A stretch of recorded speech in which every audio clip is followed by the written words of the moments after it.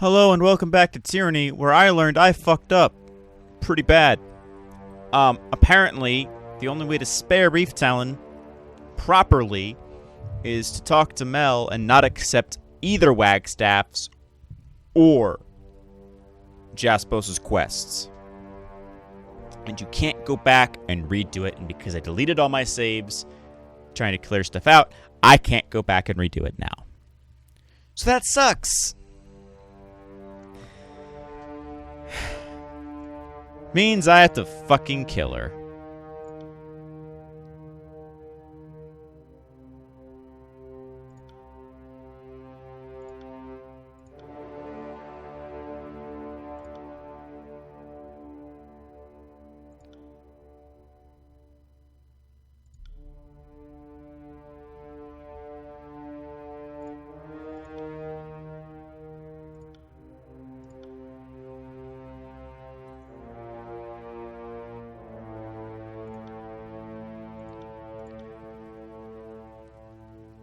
I'm not going to search for the fucking Chronicle because I'm so mad. I'm so mad that this whole playthrough is just borked. This whole Bastard's Moon playthrough is borked. It always is. Like, they don't... It's so contrary to everything else in Tyranny that allows you to go back and redo stuff until you make your decision. Like, I can't go back and talk to Mel and be like, hey, what do you think about this whole situation? He's like, no, fuck you, Fatefinder. I'm not gonna talk to you. You're gonna kill Reef Talon. I'm like, I'm not gonna kill Reef Talon. I don't want to kill Reef Talon. She's already dead. It's like, no, she's not already dead. Cool, so let's go and talk to Mel. But no, that doesn't work. I've already accepted the quest without asking questions. So now I'm gonna finish this quest. Then I'm fucking leaving, and I'm gonna finish Tyranny. And I'm disappointed again with the Bastard's Moon DLC. Warning: before you start the Bastard's Moon DLC, if you want to have Reef Talon live, look up the wiki to make sure you don't fuck up.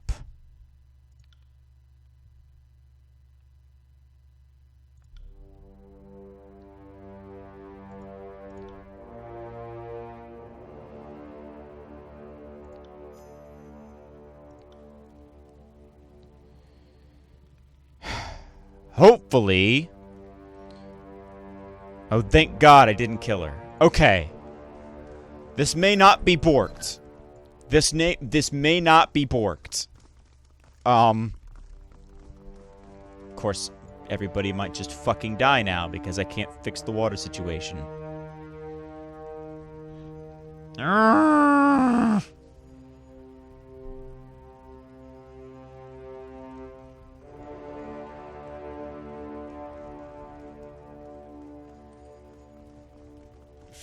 I didn't do the thing. This. Blah.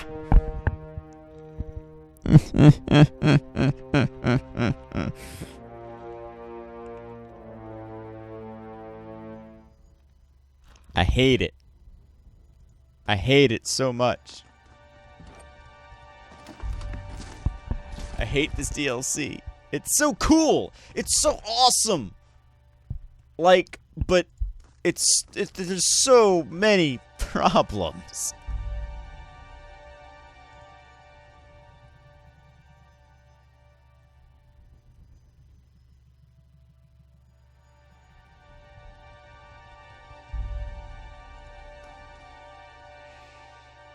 It's so radically different. It doesn't fucking explain anything. Like, there's no guide, which it's fine that there's no guidance, but if there's going to be no guidance, don't block off quest lines. Be like, hey, if you do this, like, have there be something where it's like, hey, if you do this, then we're not going to talk to you.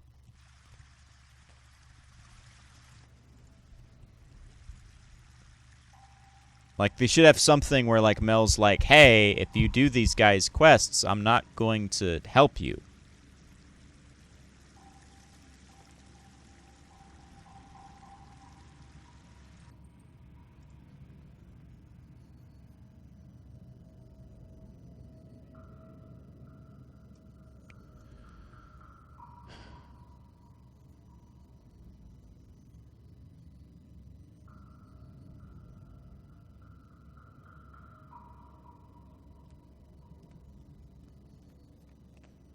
I'm fairly certain this is the one I've already picked up. Yep. And that leads back to the abyss.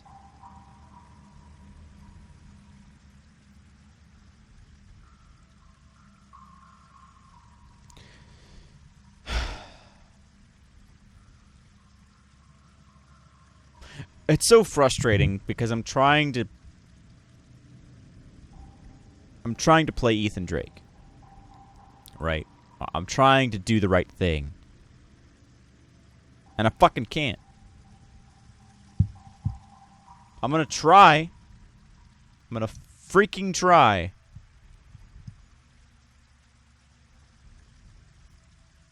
But the murals are fucking worthless to me now. Because the murals are... Oh. Fucking Killsy got stuck again. Because the murals are only for convincing... See, I don't even know what they're for, but I'm fairly certain they're there to convince Reef Talon to return without having to kill anyone.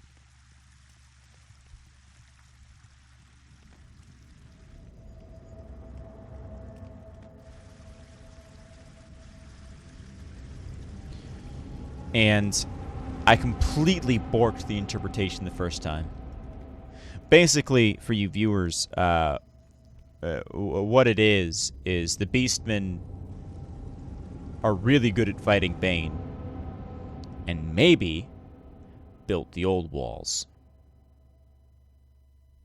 Yeah.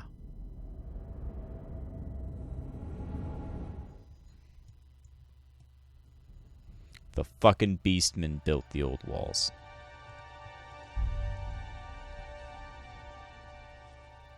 More than likely.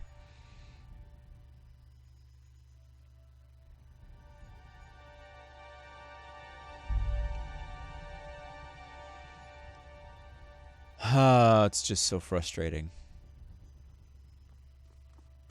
I tried so hard not to fuck it up, and then I still fucked it up. I didn't mess up the murals, but it didn't matter that I didn't mess up the murals because I screwed up the quest. To even make the murals relevant. Which means I fucked up the murals. But whatever. What then? Water gets assigned by lottery? We randomly kill our citizens? Your inability to plan for the future will kill us all! Fatebinder, welcome back. Reef Town has returned, not in pieces or chains as I might have expected. Blah, blah, blah, blah, blah. What's going on here?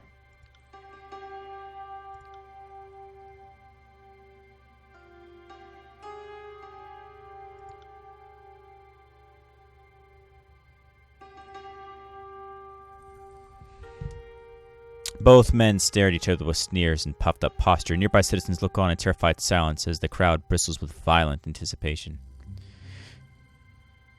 If blood is going to spill, perhaps this should happen elsewhere, away from the community. The Fatebinder makes a point. Tensions are high, and we should spare the lives the spectacle. Knows place. I will resolve the dispute, and my decision will not be questioned.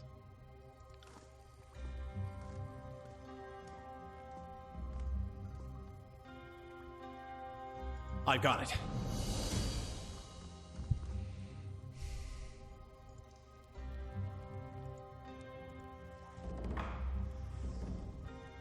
Which is here. And I'm so mad. I'm so mad that I fucked it up.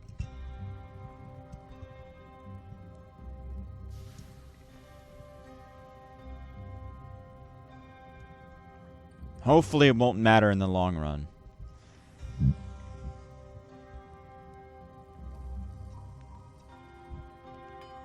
But who knows? I could have condemned this settlement to worse. Yes, hello. No, I don't care. I'm done with this DLC. I'm done with this DLC and everything it represents. I'm gonna finish this quest so that way the Bastard's Wound doesn't just fucking crumble into oblivion. And then I'm just gonna leave. I'm gonna leave you shits to deal with your own fucking problems.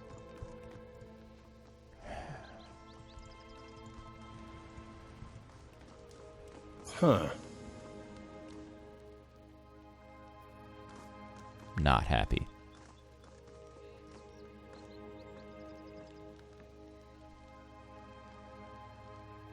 I'm very much not happy.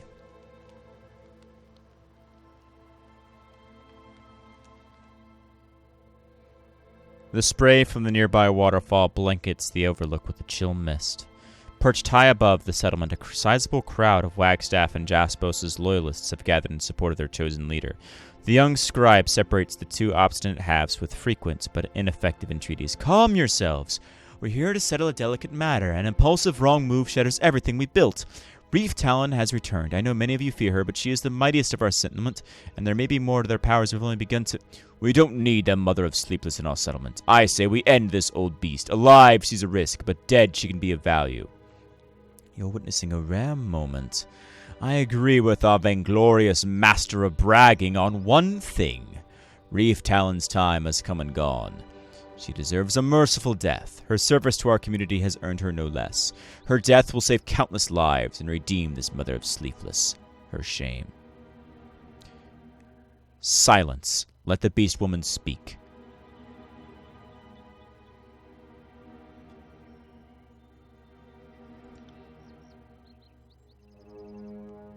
Indeed. The good beast woman's return could herald a better direction for the wound. Something for us to carefully consider, certainly. For the record, of course. Fatebinder, how would you like to proceed? Wagstaff. Oh, I've already come to a decision. Wait, so soon? But not everyone has had a chance to speak yet. As you wish. Who should govern the bastard wound? Reef Talon, bitches! I might have saved this. The beast woman steps forward hesitatingly. Is Fatebinder certain? Reef Talon's mystic strength brought great harm to human kith. Beast woman only wants to help Wound Tribe, must not bring harm again. I sure hope this is a wise decision. If we return to a den of sleepless, chances are we screwed up. Oh, we already screwed up, Lanetry, because the fucking game's rigged. But this is my best chance to fix my fuck-up. If Woundkin wish to live next to Bane, must have powerful Preba in charge. Beast Woman is only proper choice. Agree. I dare say she's probably the best hope for this. Agreed! If I may interject, I must say that Reef Talon has proven her capacity for leadership. While I'm certain all parties present have the interests of the wounded heart, I dare say the Beast Woman is uniquely positioned to shepherd us through strange times.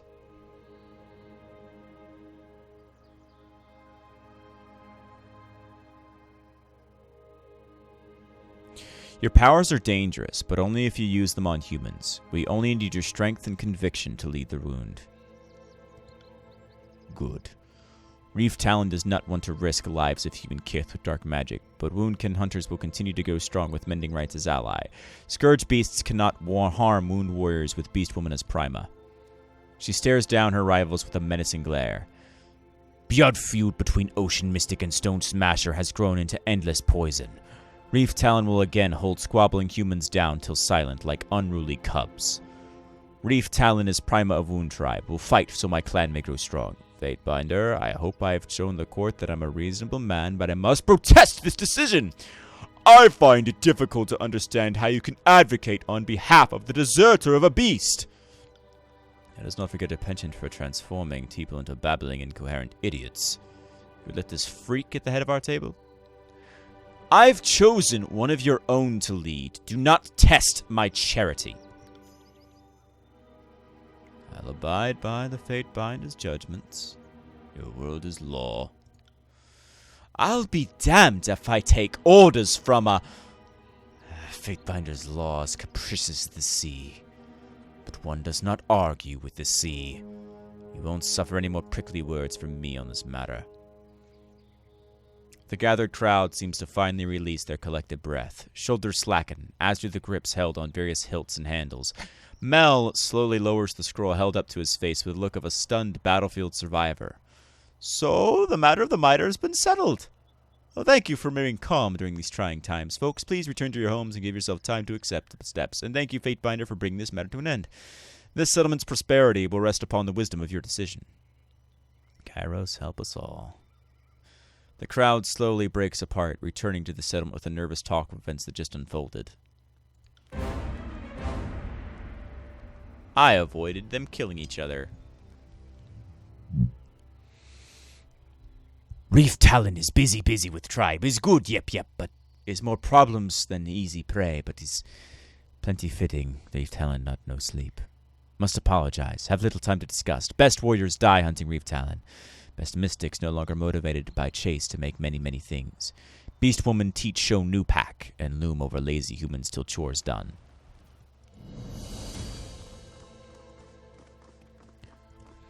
Alright. Hopefully they'll stop trying to murder each other. Don't worry, Lanager. We'll pick up the Chronicle pieces and correct them after we've dealt with the other bullshit, but that will be off the series once the game has concluded, because I am done. I am fucking done with this god-forsaken. It's supposed to be fun, but it's just stressful trying to get these idiots to work together and not murder each other. Oh, God. And I knew this was going to be a headache. It's always a headache. It's just poorly designed. It's fantastic. It's glorious. But it's so...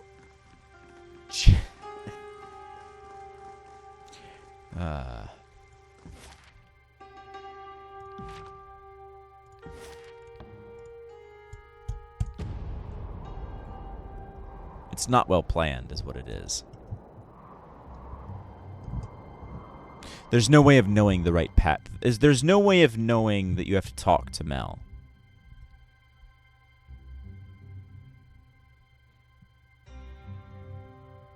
I really feel like you should have the ability to walk back.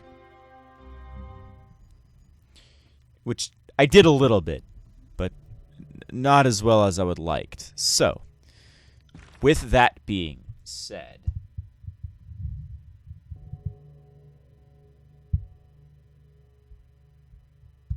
we're going to wrap up some other quests.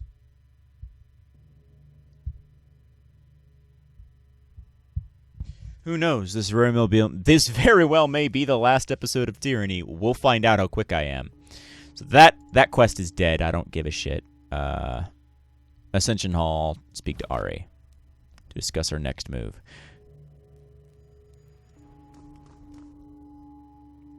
Fatebinder? Or is it Archon now? Ari frowns with a mixture of unease and fascination. We haven't taken the time to properly recognize what happened here. The thing that went off over our heads in the retreat of the army, well, thank you. She gestures to the assembled representatives. Our modest coalition here owes you our lives, again in some cases. To have the power of the Overlord at your disposal, well, there are no words for my astonishment. What's really astonishing is that how none of you are praising me for suggesting we recruit this Archon to our cause in the first place. Oh, sure, the edict is great and all, but let's not lose sight of the real hero here. Ab clears her throat, pointing at herself with our thumbs. There's so much to discuss. What this could mean for our coalition, Kairos' hierarchy, everything. I had no idea that such powers were available to claim, although I'm sure Kairos will retaliate somehow. We should ready ourselves. If you did this in a moment of crisis, think about what you could accomplish if you put your will behind it. Although the thought almost makes me respect Kairos' sense of restraint.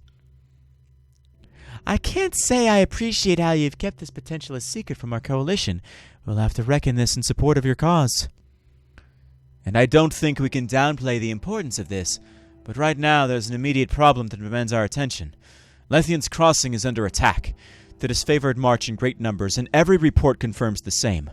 They will not back down until the city is theirs. No doubt Graven Ash wants to reclaim his iron deposits and keep his army outfitted. Ari squeezes her eyes shut and considers. If we want to protect everything we built, gathering our strength is no longer an option.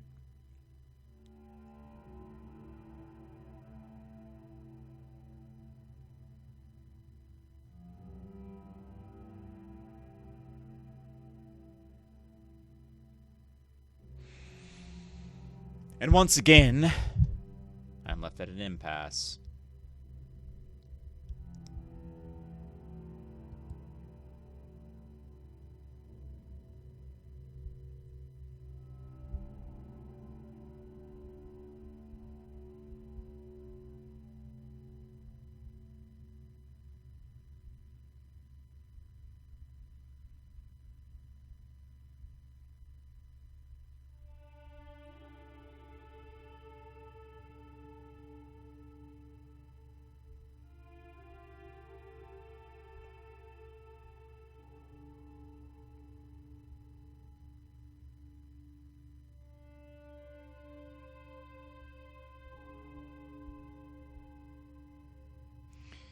So, I have to try not to be an idiot.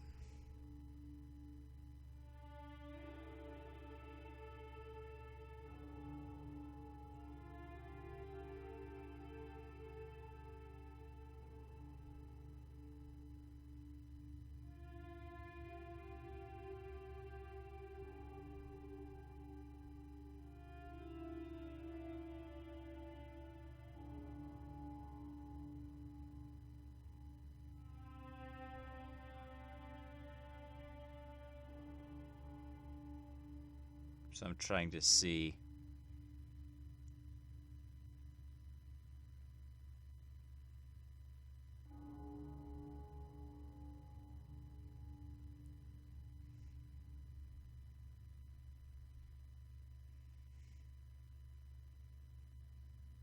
Hmm.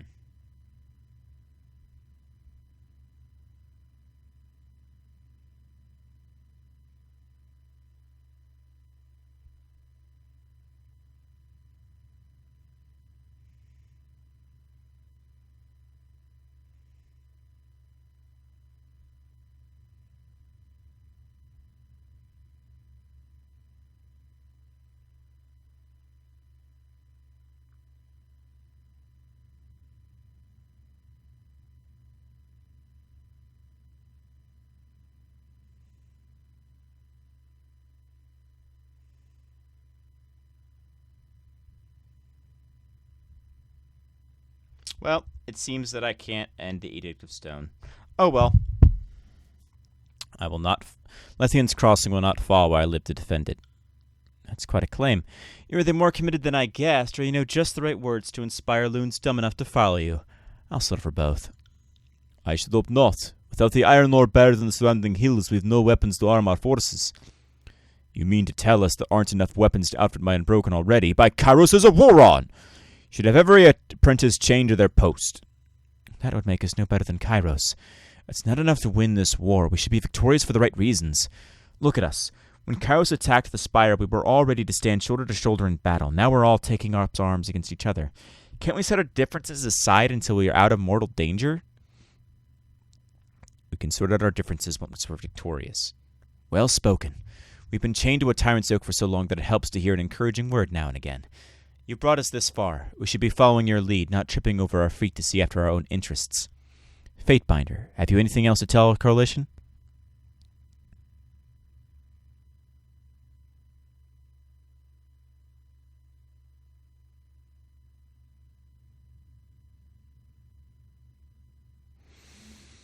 Once I brought this realm to its knees. Now I will help it stand tall. I suppose that will have to do. You are the vanguard of the conquest, and I know better than most how Kairos goes to war. To Lethian's Crossing! Blah, blah, blah, blah, blah.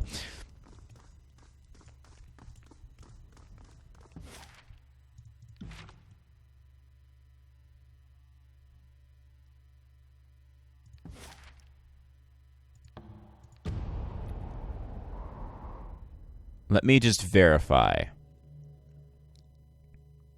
Before I do anything else, let me verify.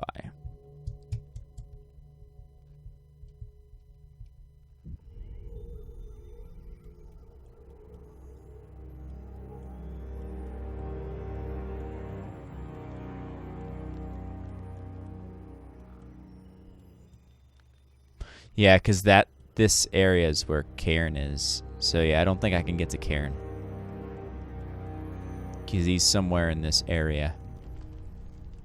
And because I can't cross the gate here. Yeah, because you need the Earthshakers to do it. Well, which means I was already screwed anyway.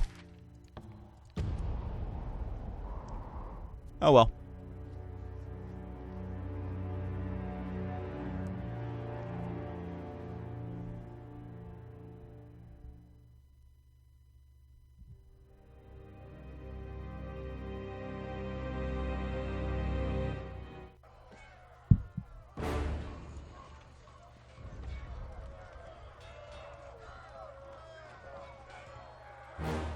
I'm glad you're here, Fatebinder. We're having trouble holding the disfavored back. On top of that, I've gotten word Bane have escaped. How did the Bane escape? Eldian was afraid the disfavored would steal the helm, so he locked it away in his house. Unfortunately, it doesn't look like the helm works that far from the old walls. In any case, we're in bad shape. We've taken a lot of casualties, and many of the settlers were caught in the fighting. We were able to secure the Sunrise District, but the disfavored have a hold on the Moonrise District. On top of it all, Eldian was taken by disfavored soldiers. Matani took some soldiers and went to help him, but was ambushed before she could reach him.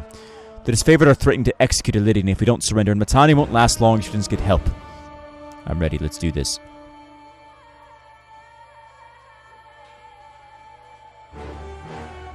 Lower the bridge!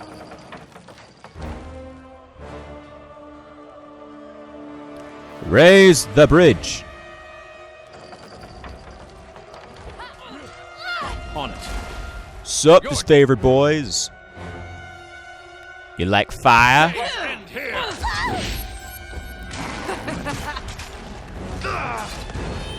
Die! Oh, that didn't work. Why did that not work? Hey, nobody saw that, right? 1,000 lives have ended by our hands. To your children while you still draw breath. Take that! That's how it's done.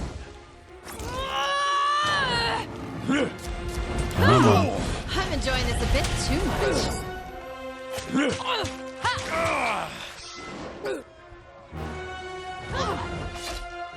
I need to try a different weapon. No, I like how I say how I was gonna save Matani anyway.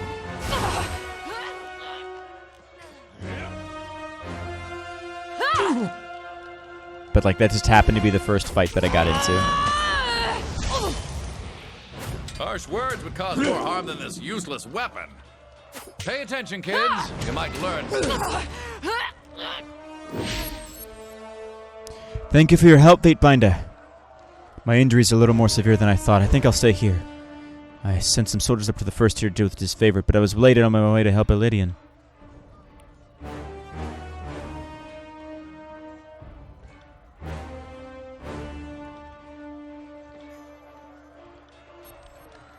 On it. Well, I'm fairly certain he's already dead.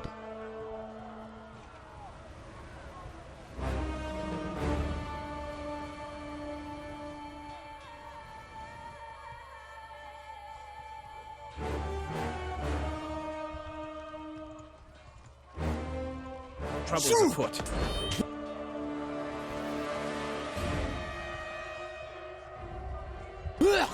Whimper in her eye for beast woman. Come on. Take that. That's the ultimate bravely. Why? Come on.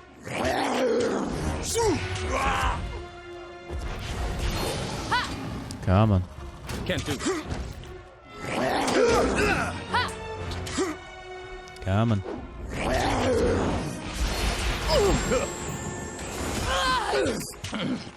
There's nothing. I got it. You guys can do this. Come on. I'm terrible at this. How am I not dead yet? Shadow strikes with sharpest claws.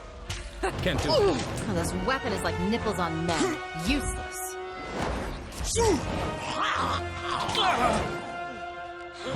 Idiot! What was I thinking? Come on. You gotta focus when fighting the disfavored. For the glory of Cairo! If you guys don't focus. God damn! She came back from all that. Right. Die for realsies, man. This weapon is entirely worthless.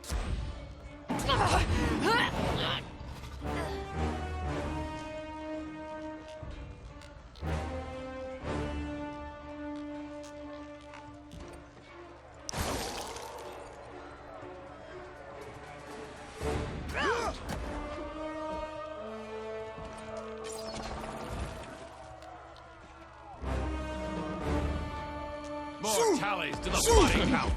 Is that nothing? I need to try a different tactic. This isn't working. This is useless. I should try something else.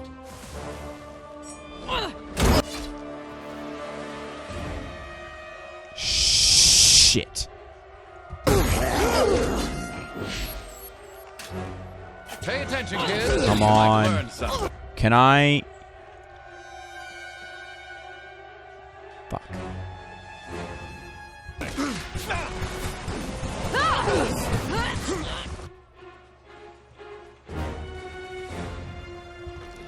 Come on. She's still alive. For me. Yeah, that's it. Come on, come on, come on. I might be able to do both. Great, he has fire resistance. Hit him with lightning. Shit, she's dead. Okay.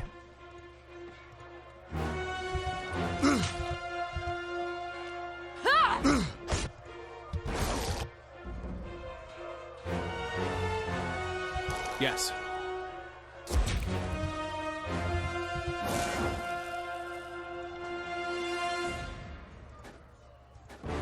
No, sorry. More tallies to the body count. This is useless. I should try something else.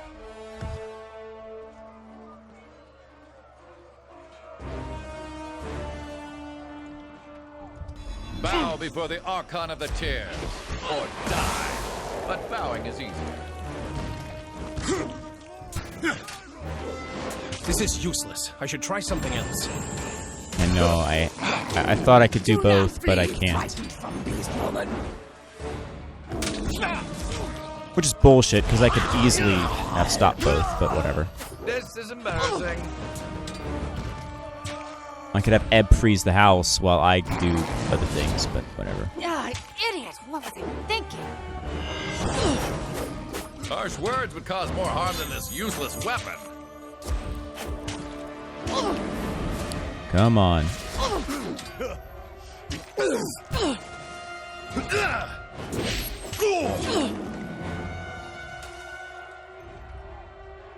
Thank you. For the glory of Cairo! Yeah. Another battle. I'm starting to think we're bad at making friends. Take that! Come on.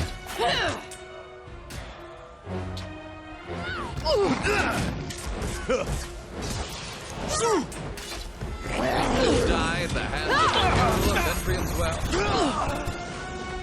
For the queen! I got it.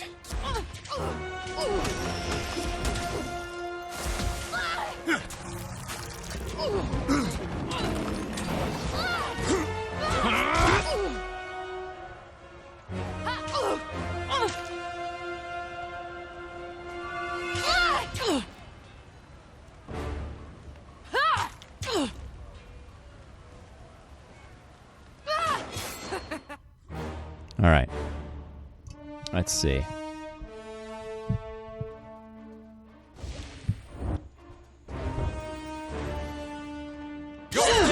Of course the Fate Binder fell for it, but you're also in a really tight space where you can't properly leverage anything, and I have a lot of spells that are really, really good at tight spaces. That's how it's done. Die!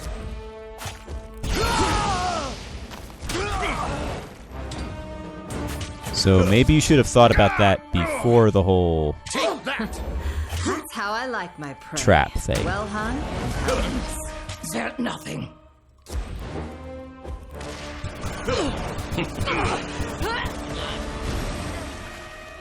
Get back here! Especially since now your mage is completely surrounded. Will do.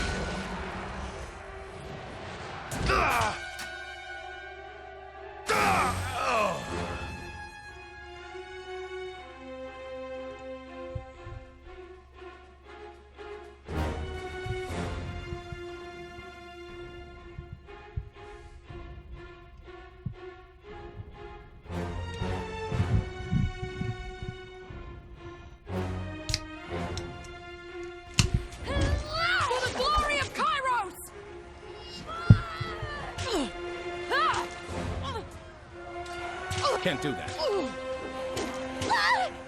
I can't activate the winch.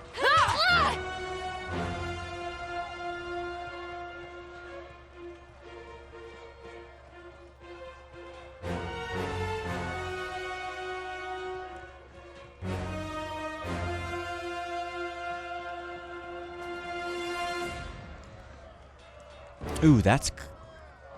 I had a thought that's different from the game. It's fine. Don't worry about it.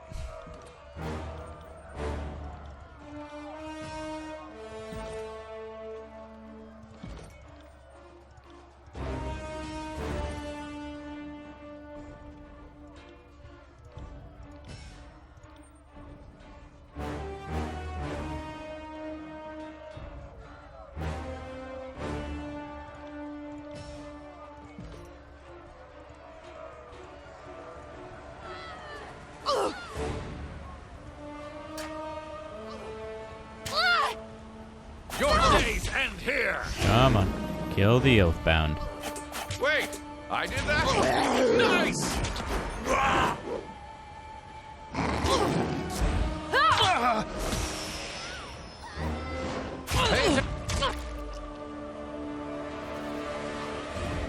Sorry. And now maybe I can activate the winch.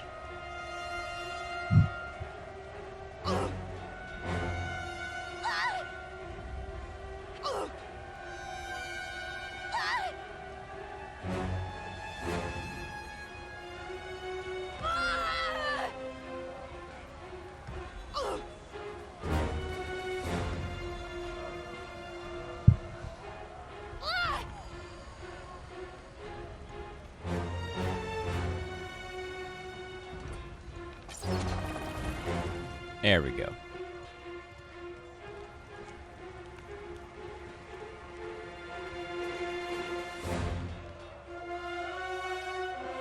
We're coming for you, Florian.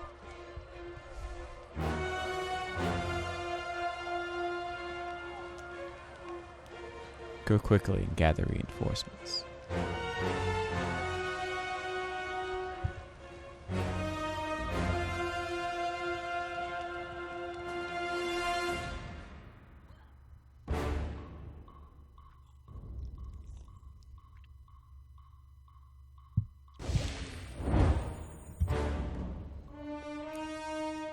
I didn't spare Pelox Florian for nothing. Creeps softly. Strikes the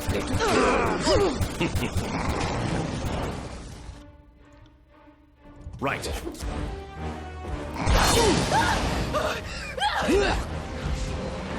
Ash's favor won't save you from this one, mate. Step right up. Come, find your death. Oh, not so fast. I'm gonna have some fun with you. Right.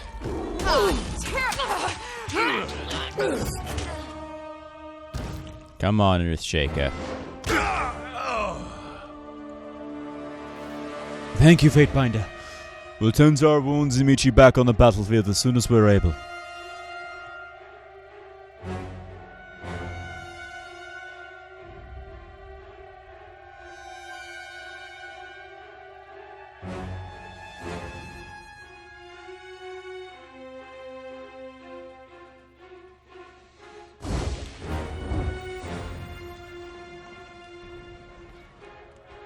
Fatebinder, hurry! We need you. The Bane are in danger of breaking free from the Old Wall's entrance, and the Disfavored are advancing on the Sunrise District.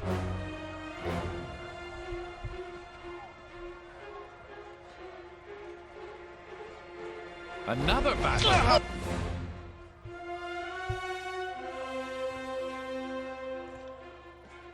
I mean, dealing with the Bane, I'd say, is the more We're important. bad at making friends. Ha! Idiot! Think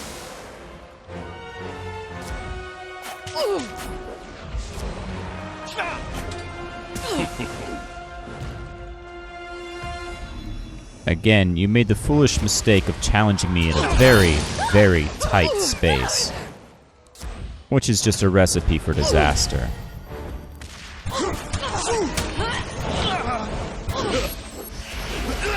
Because it means I can hit Try a all of you at different weapon. once. Even if old Kelsey can't manage to actually figure out what the hell she's supposed to be doing right now. For the glory of Kairos! Harsh words would cause more harm than this useless weapon. Right. There we go. There you go, Kelsey. Right.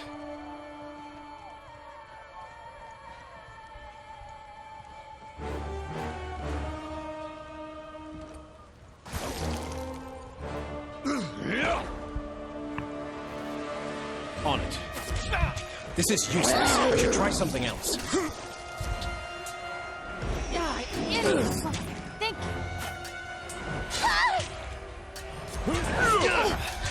I'm not dead yet.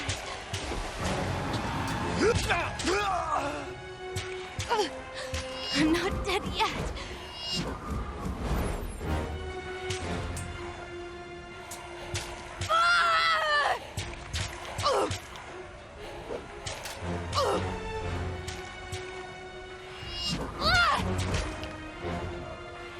No, the Bane are the more pressing issue.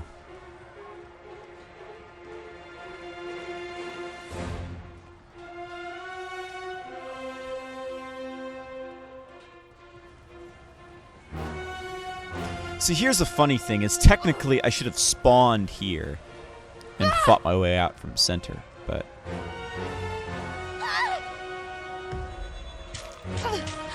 I'm not dead yet.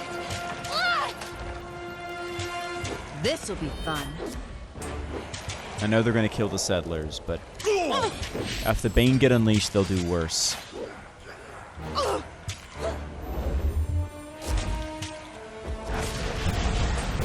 Take that! I got it. Sorry. Trouble is afoot. I got it.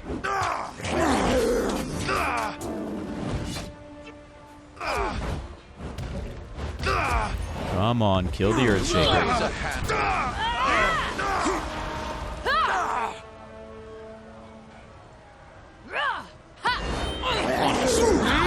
If I had an iron ring for Iron every Walker. dumbass mistake of mine. Hits him with some lightning bolts.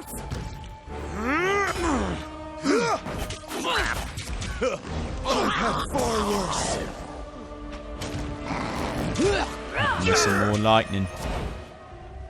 Welcome to your doom. Him with some fire. Assist you in death and/or disfigurement. Hit him with some even more fire. Glory of Kairos! And hit him with some more Try a different fire. weapon. I'm enjoying this a bit too much. Breach through the walls, keep advancing.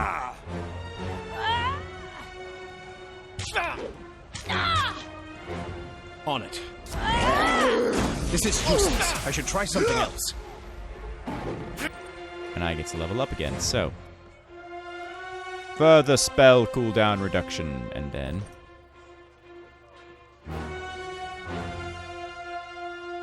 Second wind is good.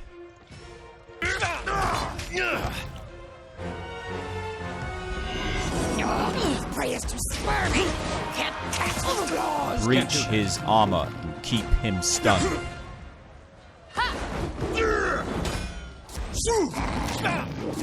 Will do. Take that! Harsh words would cause more harm than this useless weapon. Right. Alright, so that's dealt with.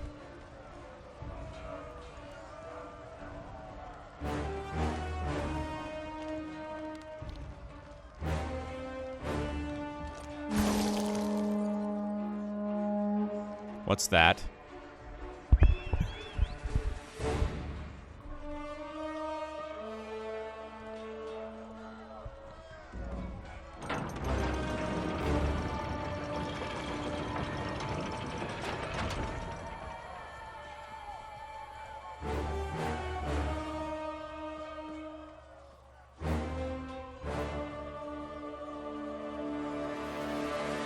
Iron Marshal. Lethian's Crossing rightfully belongs to Graven Ash and the disfavored Fatebinder. We're here to take control and purge all traces of your influence from this settlement. You're making a mistake. Flee back to Ash while you can. I have my orders, and there are no words that will sway me. Good. Kills and Shadow have been waiting to kill disfavored. She flexes her black, wickedly curved claws and snaps some massive, slathering jaws. We'll carve ironclad's insides between bones. We'll let human bleed and bleed while beast woman savors taste of liver on tongue. You leave me no choice. Another demonstration of our power seems in order. Unleash the flames of the Phoenix!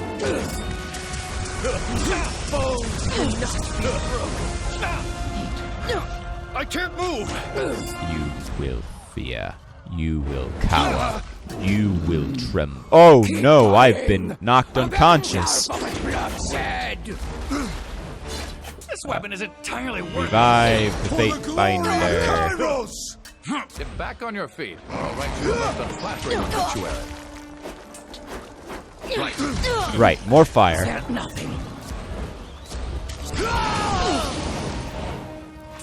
And even more fire.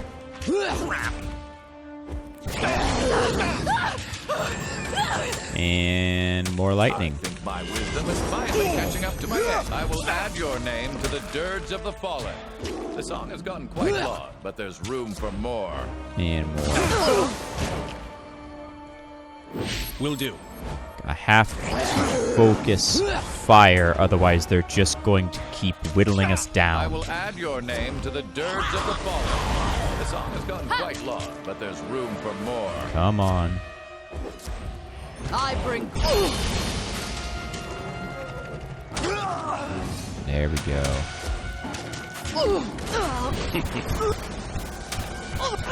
Don't go rushing up to get... Whimper and ride for Beast Woman. There we go.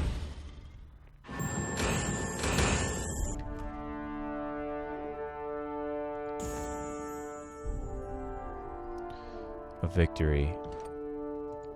But at what cost?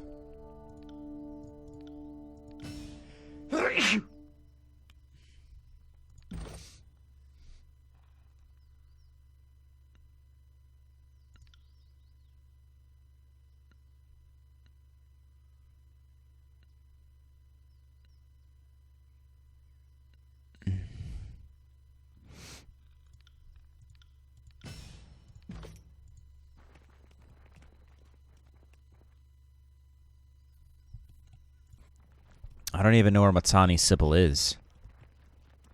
It's quiet. Eerily quiet.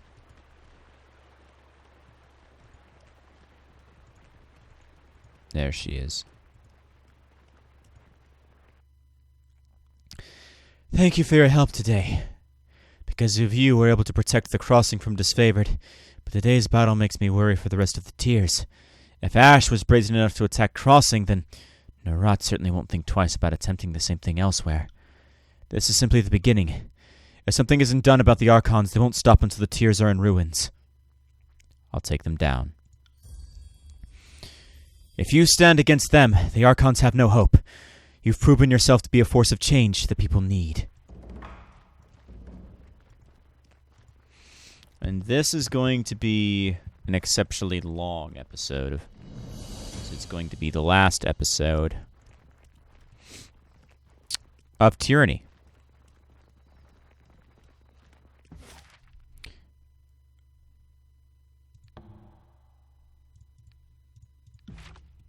Because I'm going to kill Ash, and I'm going to kill Narat.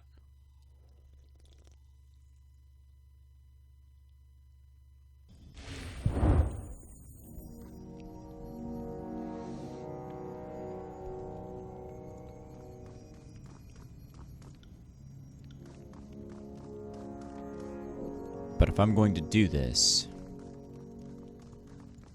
I don't need At Lanatry. your service, Fate. What do you need? I suppose. I will return to our holdfast at once. I need Verse.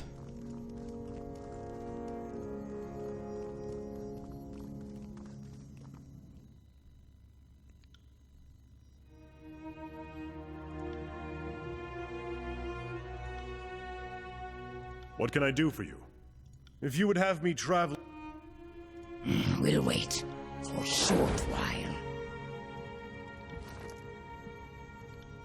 Very well.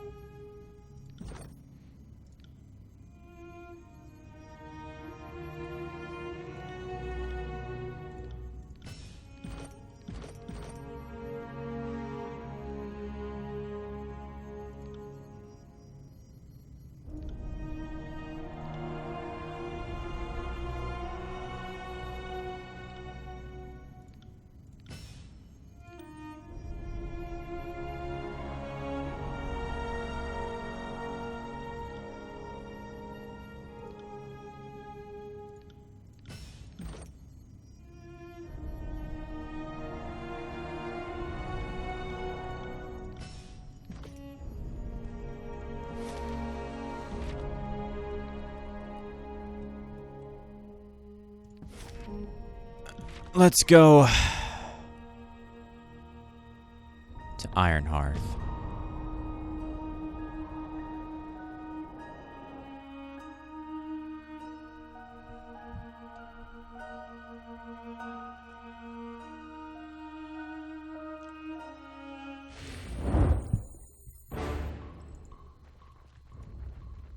This'll be fun.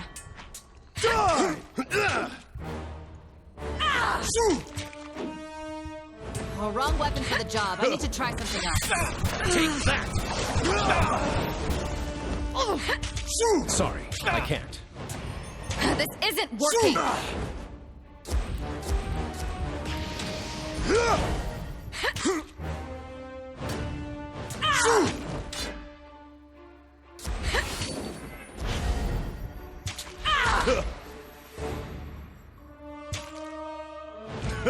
You'll have to get through me first! Right.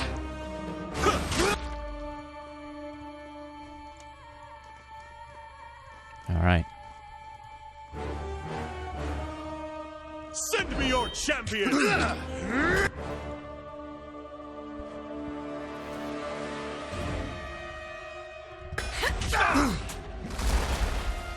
Come on, guys.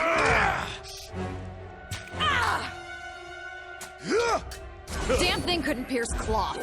I got it. Oh, I had an iron ring for. Let's do this, boys. Come on.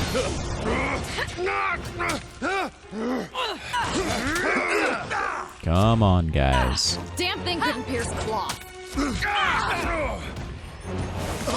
Far worse! All right. This weapon is useless!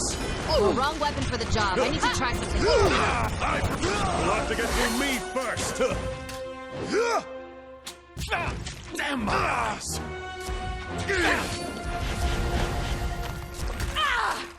On it. All right. Come on. This isn't working. I got it. Bleed out, you little shit. Take that! Oh, wrong weapon for the job. I need to try something else. Right. There! See that?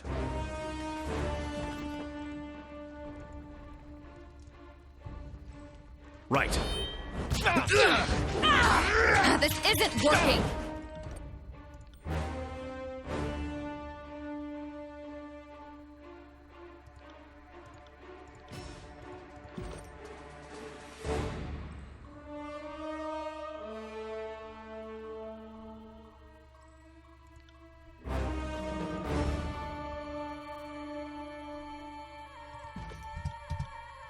Oh, if I had an iron ring for every dumbass mistake of mine. Come on. You call that Worse. Bleed out, you little shit. Oh, the fuck is wrong with my weapon? That which doesn't kill me leaves me bitter and jaded. Come and face my iron!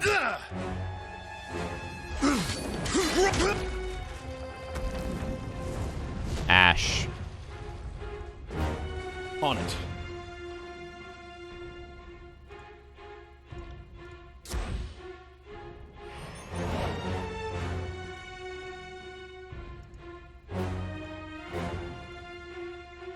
So, you see fit to grace my halls with your presence. This will be the last time. I have no wish to consort with traitors. You have held back this campaign against the Tears long enough. After I grind your bones into the dry earth, my disfavored will take back this realm for the vaunted North, and you will be forgotten. The homeland is behind you, Ash. Only death lies ahead. If you are set on a course of your own destruction, spare the North your polluted speech. Before either of you can make the first strike, Barrick steps forward and bellows in protest. Fatebinder, this doesn't need to happen. Please! It is short-sighted for Archon to stand against Archon. The two of you would be more powerful as equals and collaborators. I beg that you consider another option. The Archon of War would not have this any other way, would you, Ash? Do not force me into mediating your squabble. The protests of your companions are nothing to me. As far as I'm concerned, they are all as corrupted as you. Archon, no! I am still your good northern soldier through and through. My loyalty, my place in the phalanx... Gone. All of it. We are finished, and I remove you from my legion and my protection. No sooner will I return to the North than your family will be disgraced, your celebrated name made to rot in the public square. Gather, my legion! We will see this pestilence dispatched for the battlement of war! Fatebinder, prepare yourself! And so it begins. Teach this one a lesson. We will not suffer insubordination. You do not know. On it. Damn thing couldn't pierce cloth. Wait, am I disarmed? When did that happen? I'm enjoying this a bit too No, much. switch to your fucking sword, you idiot!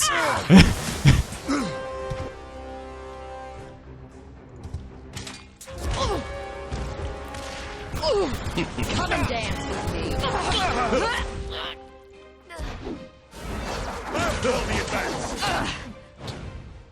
Oh, damn thing couldn't pierce cloth. I will strip Ash's protection from you. And you will burn.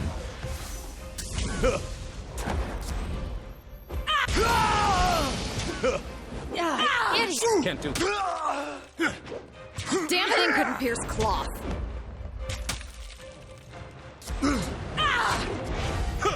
Time to change weapons. Oh, damn. Next wave, my legion! For the North!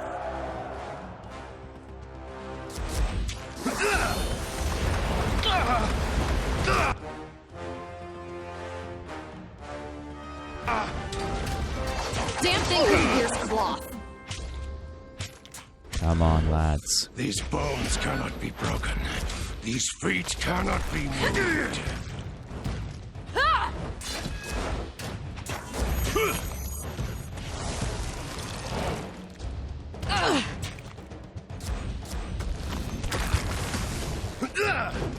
Come on, lads. I need to try a different tactic. This isn't working.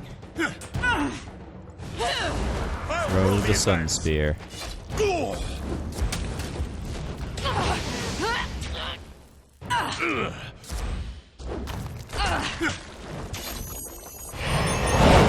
I got it. This is useless. I should try something else. You'll have to get through me first. This isn't working! This weapon is useless! Oh, if I had an Radek's iron ring, core is take tough a as mine. fucking nails.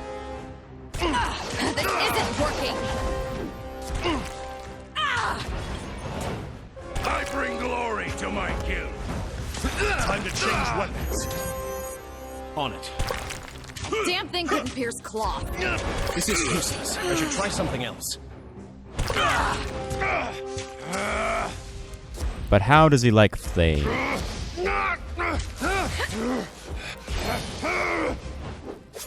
Not very much. Oh, damn. This is not a fight you can win. Attack, my soldiers! I beg to disagree. Far worse. Time to change weapons. Flames. Literally. Damn thing couldn't pierce cloth. On it. Shot this bastard. Are you afraid of death, worm? More flames.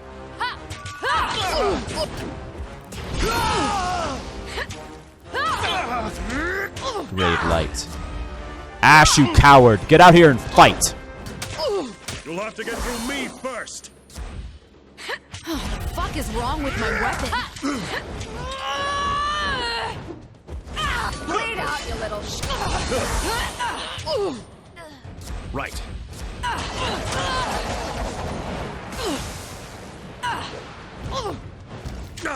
This weapon is useless. What the fuck is wrong with my weapon? Time to change weapons. I'll tear your skeleton out by your ass. I've had far worse.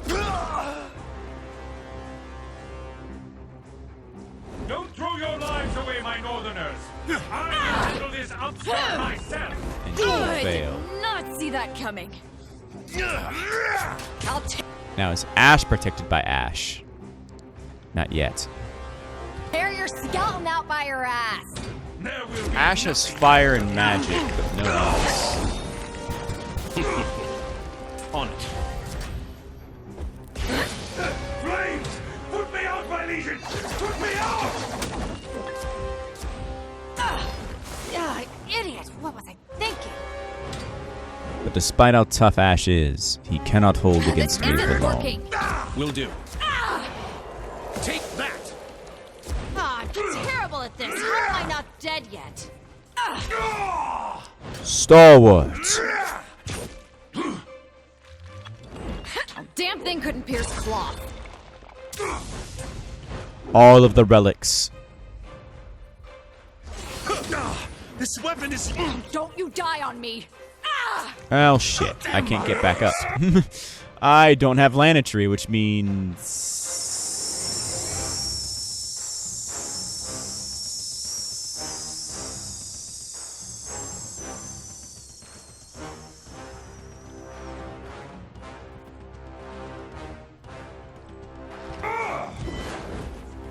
I'm on it. You got it.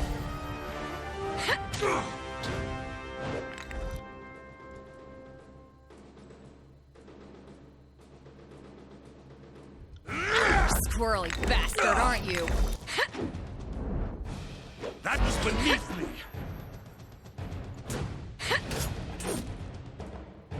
Can't I hit anything? Get back here! This isn't working.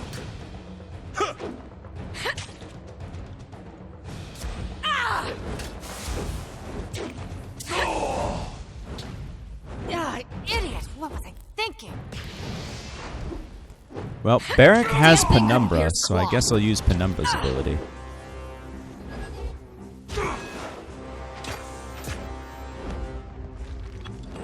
Can't I hit anything? Heal verse, please. Oh, now I have to kill There you. will be nothing left of you! Squirrely bastard, aren't you? Damn thing couldn't pierce cloth. Penumbra's Bane has done a lot of damage to Ash. Did I always have this much blood? Yes, you did, Verse.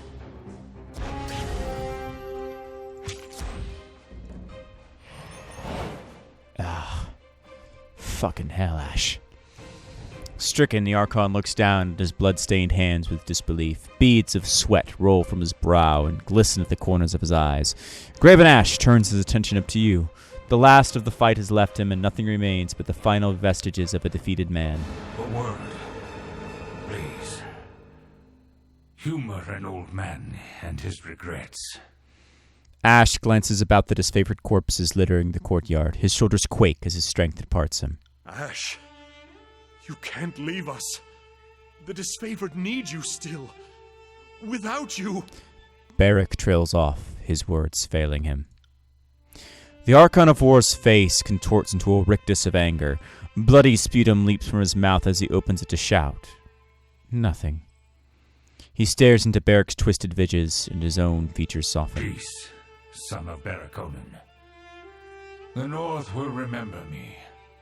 All things come to an end, as your friend here is about to learn. Ash turns to you. Say what you would, Archon. You are on a path to incredible power. A path that I walked long ago. There was strength, victory, triumph. Everything an Archon of War should expect from a life so accomplished. He takes deep breaths through his nose as he clings to life. But there was also pain. Had I another century to describe it, I could not explain the punishing agony of my devotion. My soldiers grew to depend on me, and I gifted them my protection. But I also took their harm upon myself. I had the strength to endure for a time. Every gutting, every crushed bone, every death. I took it all upon myself to spare my troops. You must be prepared to do the same. Go on. Your rise to power is no matter of personal glory. It touches all who trail in your wake. When you ascend, you won't be alone. Far from it. There will be others who look to you. You will be responsible for them in more ways than you can know. Take care with those who follow you. Depend on each other. But harden yourself to accept the burden of their love. Devotion can bite deeper than any spear. He looks to your assembled company with a mixture of sympathy and regret. I hope that you are prepared for what comes next. Because... He grits his teeth as a fresh wave of agony threatens to overcome him. Because Kairos will not make it easy. I would never thought he would. His energy spent, the Archon releases all of his tension, and for an instant his face reflects deepest peace. Graven Ash, the last of the great northern warlords, dies before your eyes. Archon! Archon! Damn you, General, get up! Barrick Get up! balls his fists into fists and locks them at his side. Seeing that one fall is like watching a spire hit the ground. Somehow I thought I'd enjoy it more. Verse frowns to herself and shrugs. I have had so many fantasies about this day.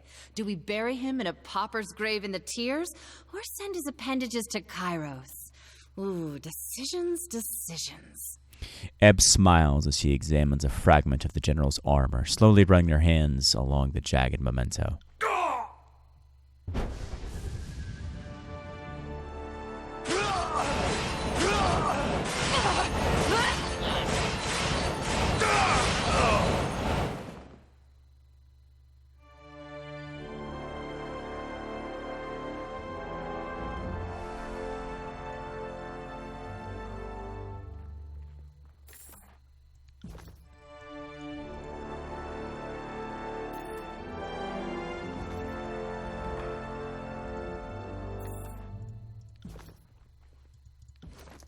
barrack of the stone shields. Take Ash's favor.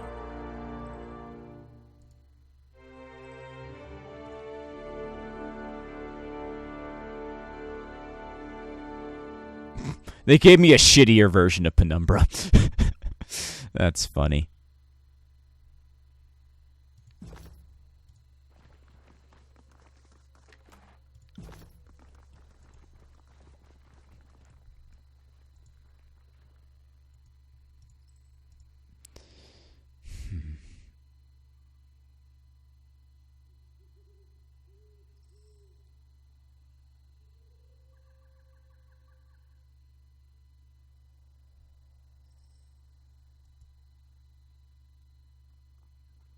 It is done. Graven Ash has left.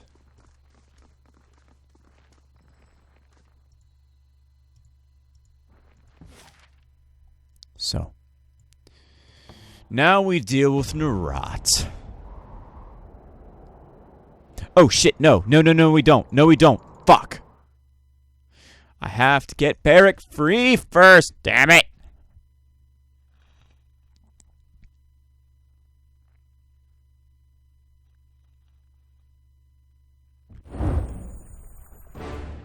Bye.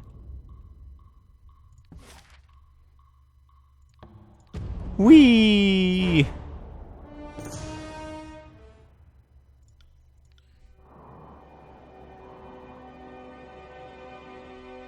And I can't fix the stone sea.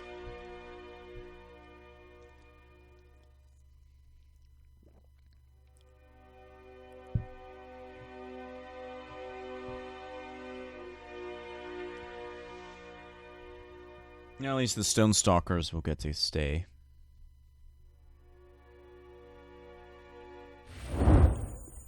On it.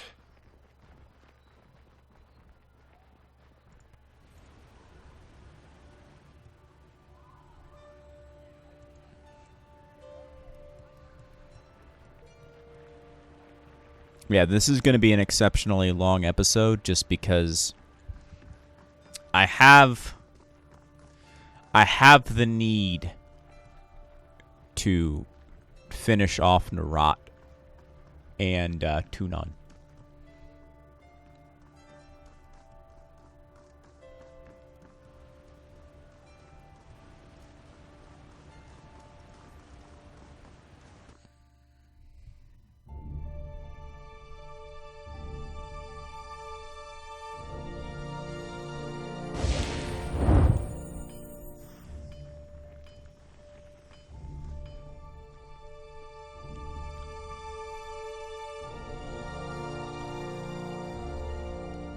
The removal of Ash's ward solves one problem, but creates another. That armor is fused with Barrack, intertwining with his flesh, perhaps in places with his bones. Yet a solution might present itself if you have the stomach for it. I'm listening. The Forge-bound possess the ritual for the purpose of freeing an individual from armor that cannot otherwise be removed. To ensure the subject does not expire during the rite, we will require blood, because of the iron in it. Correct! Very impressive, Archon. Go on. Blood itself is not a terribly difficult commodity to come by. However, we will need the blood of a ruler. Rulers, however, are in short supply. Perhaps Tarkus Ari.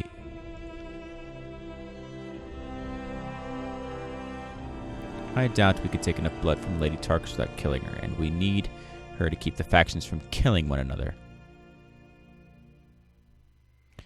I know a baby from Stalwart. I will not sacrifice the general's heir for my freedom.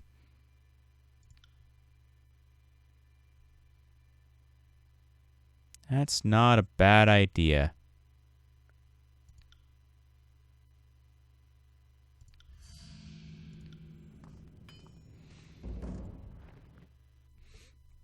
So even though, well, because the Overlord still technically has control over the tiers, I'm guessing that's why it still bleeds blood. Remember the statue with the eyes that used to be water, and now they're blood? Tears of blood. Bloody tears, bloody death, bloody ruin.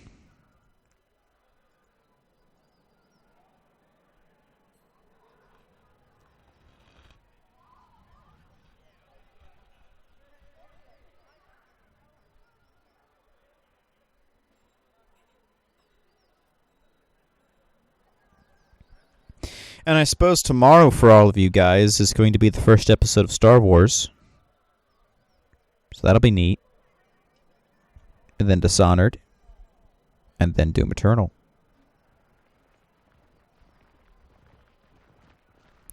Would have put out Eternal earlier, but it frustrated the hell out of me. It just... Getting it to work was...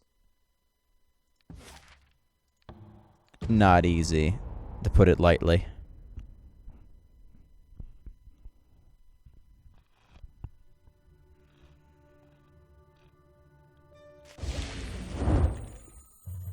Sorry, I can't.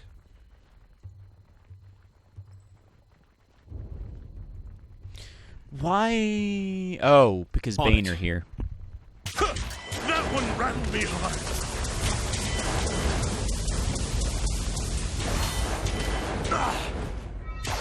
Fall before me! That's okay. I'll do with the Bane Smash well to enough. pieces! Keep your filthy hands off me! Take that! Try the round for me. Yeah, that's it. I got it. Are you afraid of death, worm? There we go. Come on. Take that! Terrible at this! How am I not dead yet? Keep your filthy hands off me! Take that!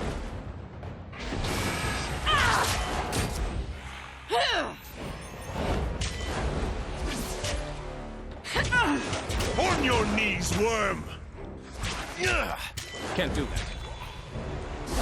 Right.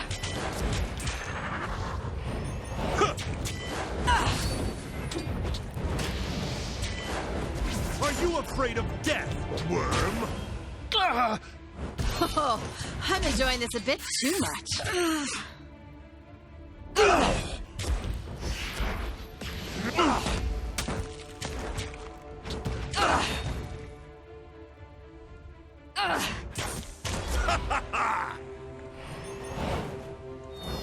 Alright, now, if I remember correctly... On it. Oh, we can access it from here.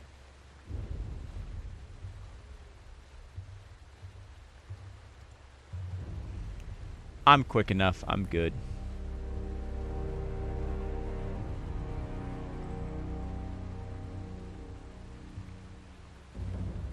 Cool. Sorry, I can't. The old blood statue.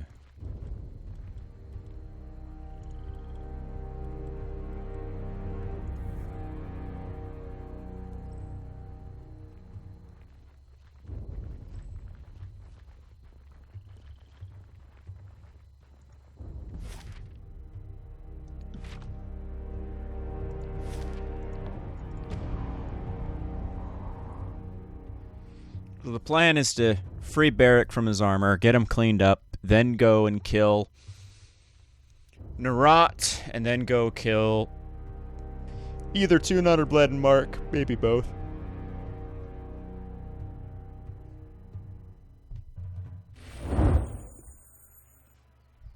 And then, show Kairos what for.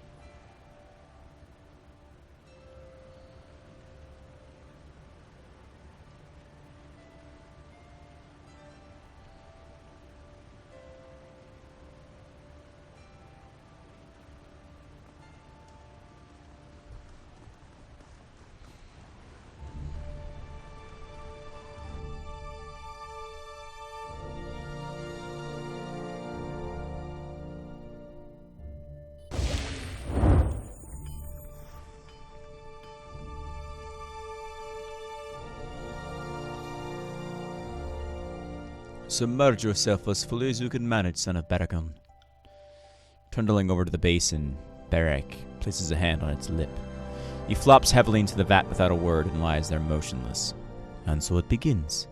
The forge-bound chants, raising her hammer before her, the runes carved onto its surface begin to brighten, then flicker with flames that lick the whole of the head. Muscles taut, she swings the hammer, drawing a sigil in the air with it. As it completes, the hammer bursts into roaring flames. She thrusts it into the blood, and the smell of copper and iron strikes you as steam pours from the tub. The vat begins to bubble, and metal grinds against metal as Barrick releases a prolonged hiss. The smith puts a hand to one of Barrick's sharp spines and slowly drags it from him as if pulling a blade from its sheath. You can barely make out Barrick's pain grunt under the workshop's myriad sounds. The shard comes free, with bloody strands of flesh dangling from it. Use your magic to aid the process. You add your own sigils to the air, fortifying Barrick's body against the ordeal. He visibly relaxes. Thick, foam-crested liquid slooshes between the gaps in Barrick's armor, darkening as the grime and filth of his carapace mixes with the blood of the queen and the stone shield alike. He shudders, his left gauntlet clamped tight over the space left by one of Alora's past excisions. Chanting, the smith places a chisel by the side of Barrick's helmet and knocks on it 3 times with the hammer. Each blow resounds more loudly than the last, and the third one is accompanied with a sound like a blade slicing into armor. She places both hands on one of the metal spines crowning Barrick's head and begins to pull. He screams.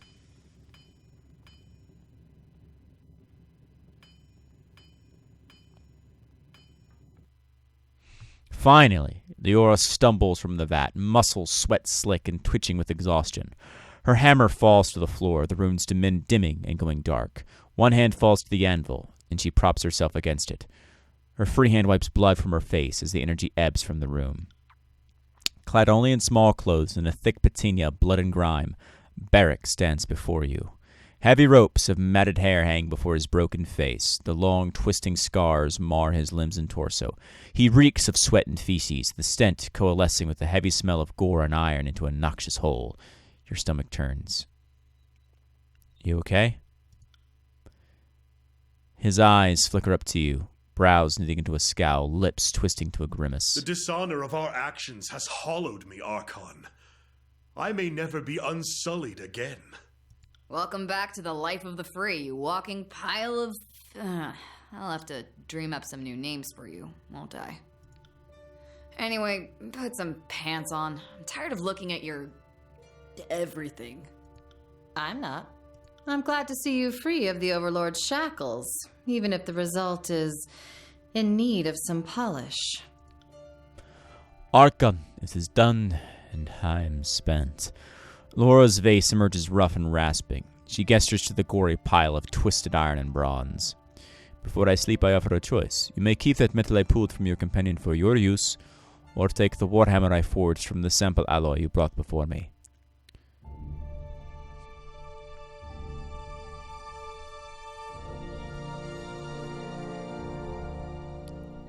I can make great use of the hammer.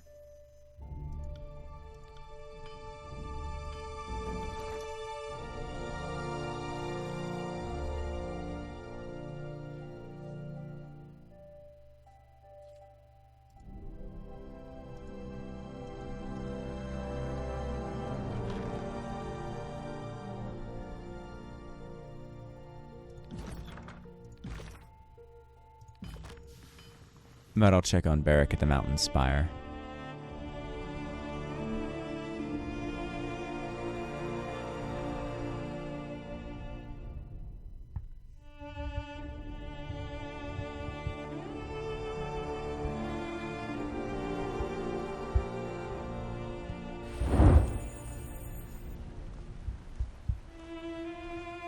So, get him clad in some better armor.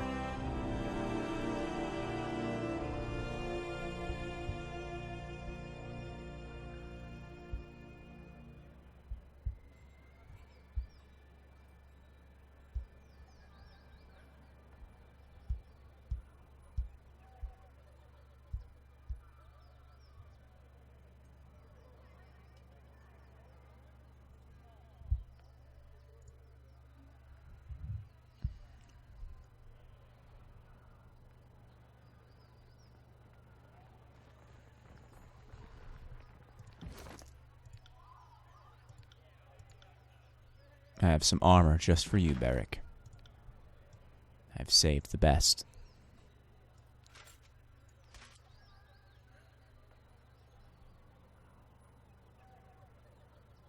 Did I not save stone shield boots?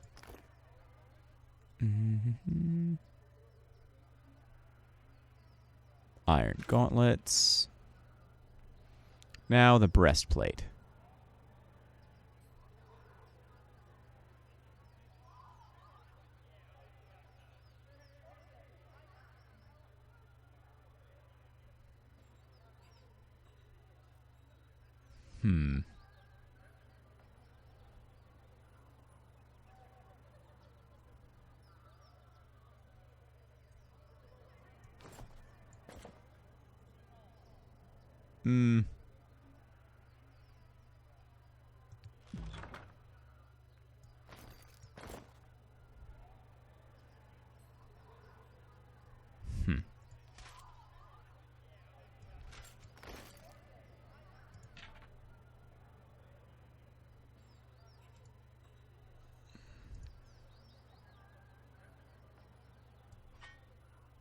This will serve me well.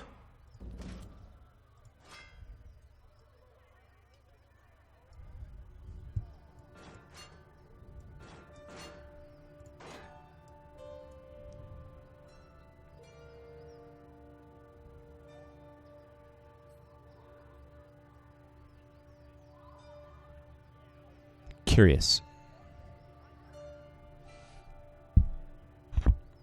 I thought I'd...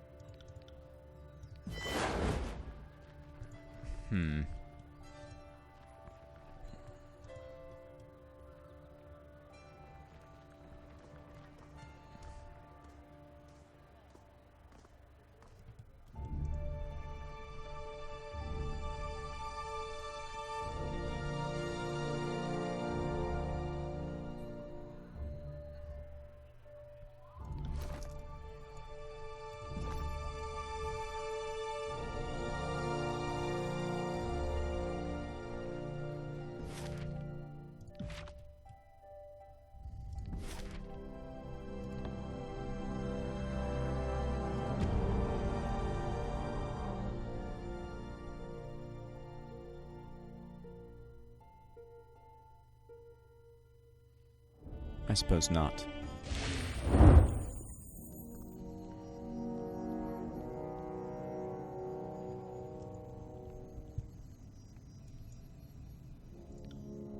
The former stone shield stares mutely at his heavy hands. Mangy hair hangs over his face, and grime coats every visible inch of him. Fate Archon? He crosses his arms over his chest and frowns slightly, the gesture apparently unfamiliar with the absence of his carapace. You feeling any better? Yes. The pain has faded significantly. The memory of it, however, I suspect that shall remain with me until I draw my last breath. The great general is dead. The disfavored broken. Everything I have valued in my life lost. And in return, what has the world gained? A stone shield who can choose to lay down his armor? And yet, there is little to fault in your methods. I marched by your side, and while I may not have agreed with your every decision, I cannot say I would have made them differently. If nothing else, I owe you my freedom. I would have thought, though, that I would feel different. Lighter? Exactly! You meant the armor. Perhaps you will find this ridiculous or ungrateful, but I had accustomed myself to my armor. It became a part of me, and not merely physically. Now I will again have to adjust. Do you feel as if you're no longer special? Special? No, of course not. At least, I do not think so. You know you're special to me, right? I do not follow your meaning. I mean, I care about you. Deeply. I didn't realize. Oh, I apologize, Archon, if I led you to believe. Oh, I fucked up too. I am not saying never. My clumsy tongue is butchering this. I fucked up. I did not mean it that way. I meant to be like, in a camaraderie sort of way, not in a I want to get in bed with you sort of way. The path ahead of me has never been less clear, Binder. I need time to make sense of that before I have thoughts to spare for other concerns. I understand. Let's get going. Let us continue. I was not meaning that. I was meaning other things, clearly. Oops.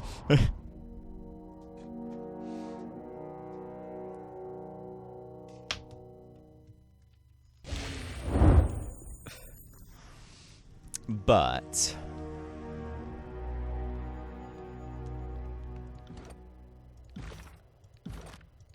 that being said, I need someone. That's what I need.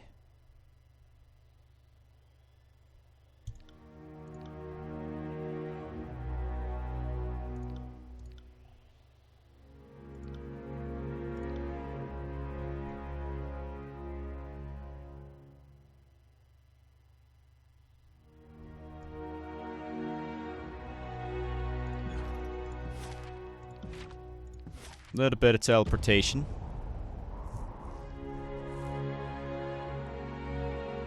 Because I accidentally sold some armor and I need to get Barrack outfitted in iron.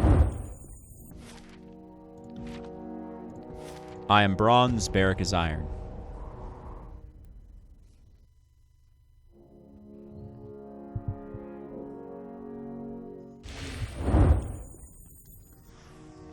Ooh, foggy day.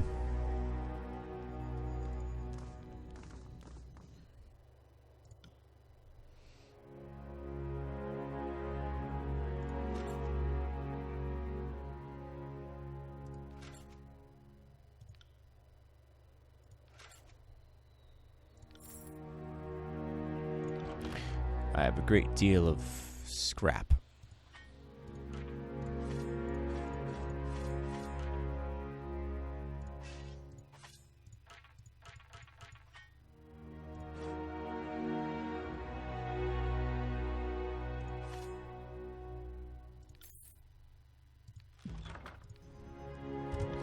So, to Barrack.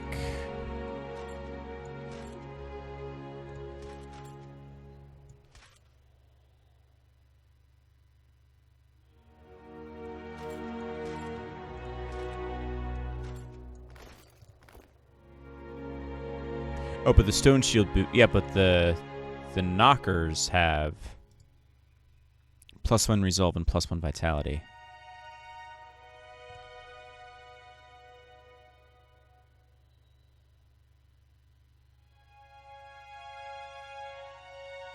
Oh, because stone shield's actually light. That's why it gives so much better.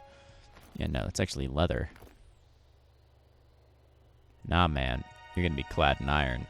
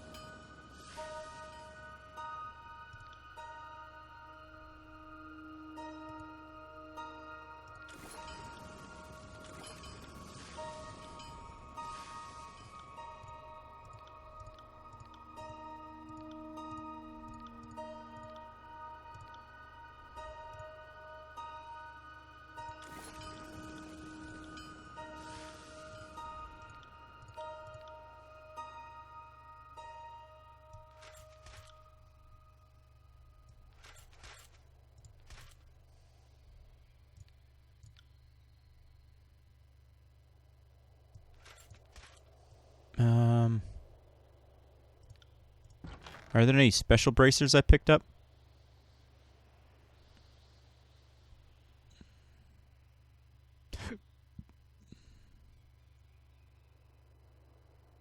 Oh, hell yeah. Bane-touched gauntlets.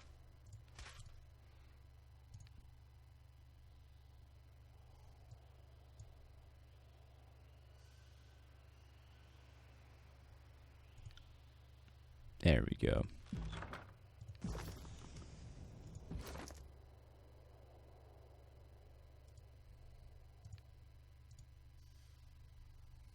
I need more forge recruits.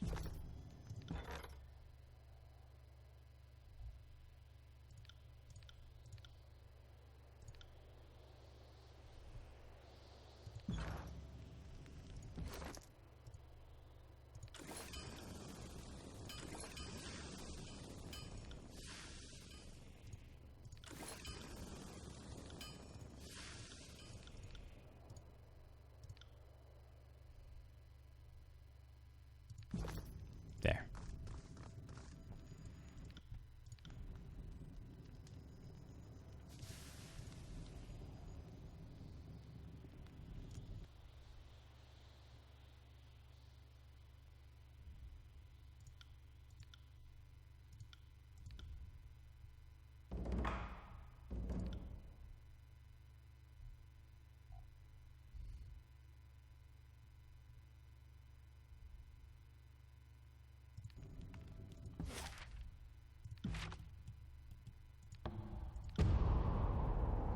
Because I'm trying to force an event to trigger now.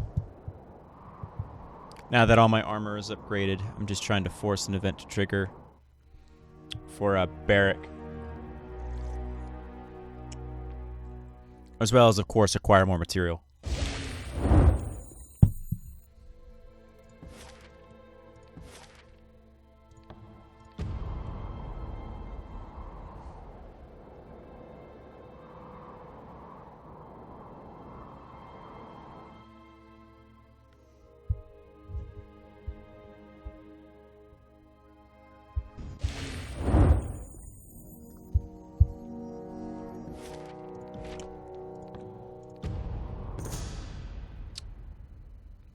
There we go.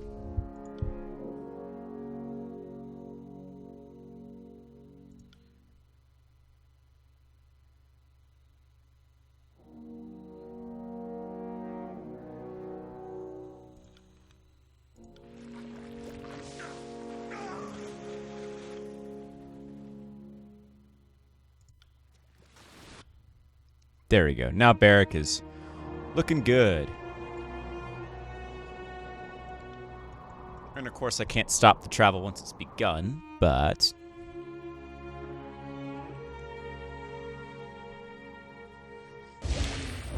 there we go.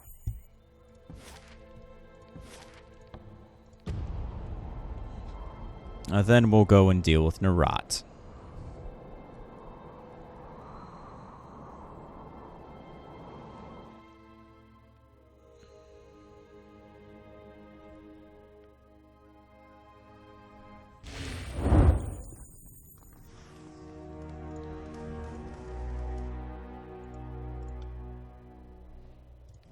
I don't want to buy stuff. I want to...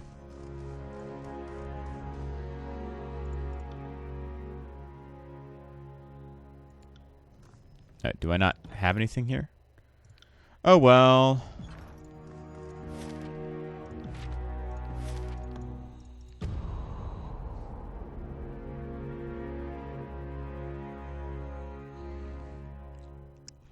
Then it's time.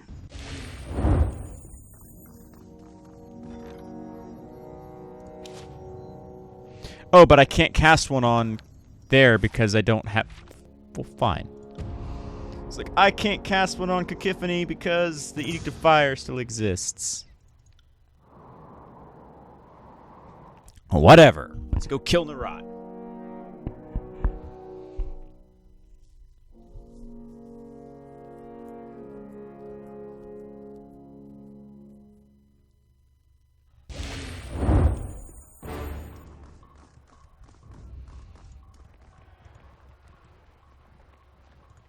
Trouble is afoot. It'll be an easy thing. You won't get away that easily! I got it. His soldiers are not the greatest. We'll have your head.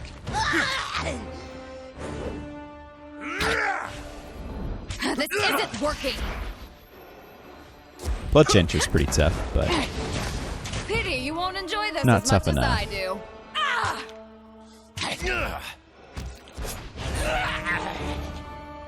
all right. Now, the most Sorry, I can't. swift direction to get to Narat is through this way. Trouble's afoot. See that one coming. Damn thing couldn't pierce the Fire bolts. Fire bolts.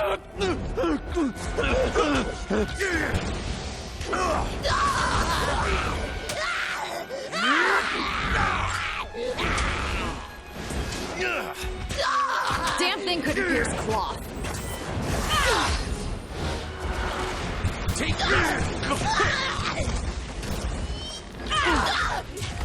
Damn thing couldn't pierce cloth.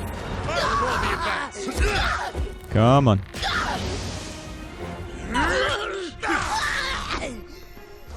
Come on. Hello, Narat.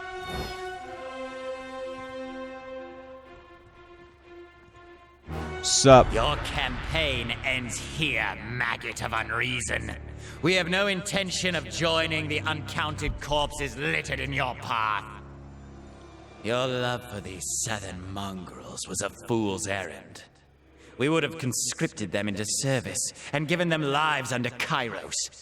You only forestall their doom with your rebellious game. We could have been magnificent together.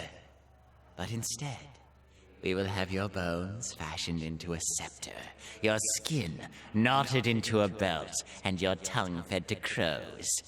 At least crows know the meaning of respect and gratitude. Fatebinder, wait. The Voices has been weaving at my loom for years.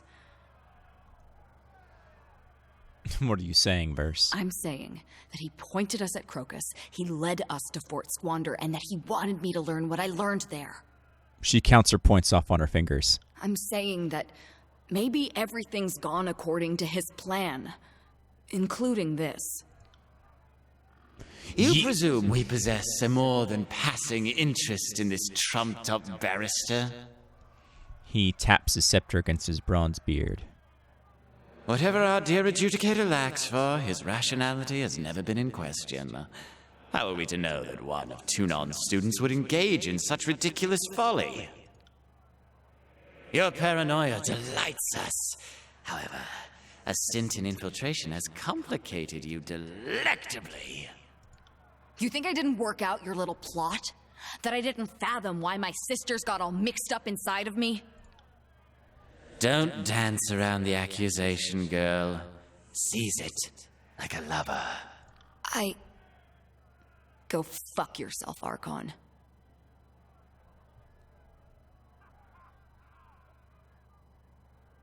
Hesitation. This isn't the Verse I know. I don't waste a lot of time worrying about consequences, but this might be our last chance to think about what exactly we're about to do. Listen to her, Fatebinder. She shows wisdom beyond her years. The Voices of Narat is a terrifying, centuries-old mastermind, and neither of us have been around as long as him. That point seems worth emphasizing. I really, really hope you understand that he's going to hurt us. Oh yeah, but I'm gonna kill him first. It's true. We promise. If you're up to it, then I'm with you. I've killed my share of gang bosses, and it doesn't take a genius to know when a leader is flagging and needs to be replaced. No offense, Archon. She glances at Narat and frowns. None taken, wretched girl. We have never been more proud of you than at this moment. You are everything the chorus strives to become. Couched in its wreath of flames, the Archon of Secret's bronze head turns to you. Perhaps not all is lost between us, Fatebinder. Perhaps you would be willing to accept a settlement of our grievances in exchange for the return of our fury. There's no version of this conversation in which I give you Verse. Sorry, Voices. Looks like I found a new Archon to follow. Shall we end his miserable existence together, verse? Sounds like a plan to me, boss. I'll sleep a lot better knowing there's one less parasite in the world. Our little spy is right about one thing, you know. You're going to die, screaming. But your awareness will live for eternity, suffering within our magnificence. Unlikely. Attend to us, darlings! There is more than one way to skin a fate binder, and we will show you as many as possible. Narot readies to attack. Narot, you do realize I'm a Gather Archon. around and watch us destroy the fate binder. And watch me kill Narot. Trouble is afoot. Will do. Idiot! See that? And Narot, understandably... Oh, my lord. That's interesting.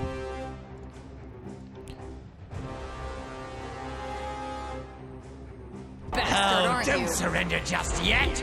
We've more to show you. Damn thing couldn't pierce cloth. Oh, that one fucking hurt.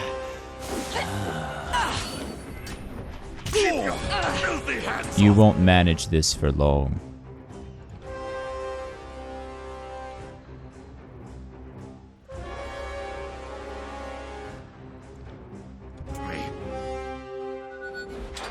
This one is under my Yield your protection. flesh. The mind will follow. Squirrely bastard, aren't you?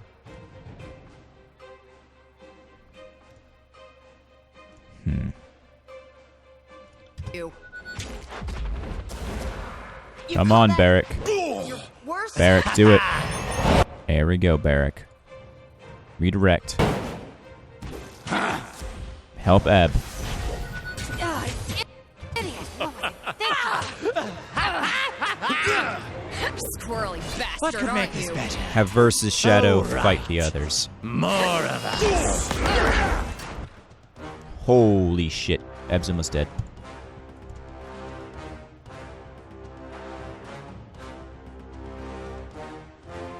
Damn my eyes! Come on. Come on. Damn it! He wasn't casting the spell!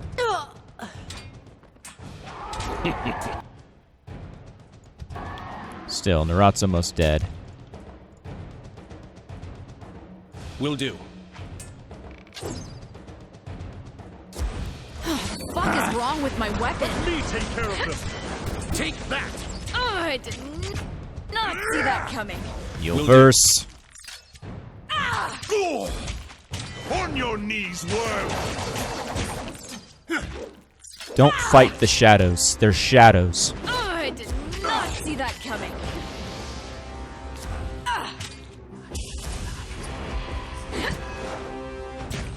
Fall before me.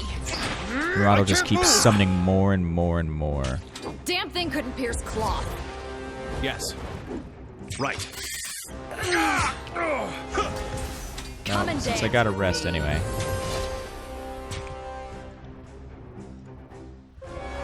Perhaps a change of tactics is in order.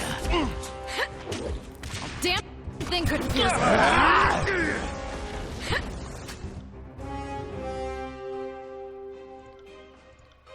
On it. Perhaps it is. Yield your flesh. The mind will follow. Come on.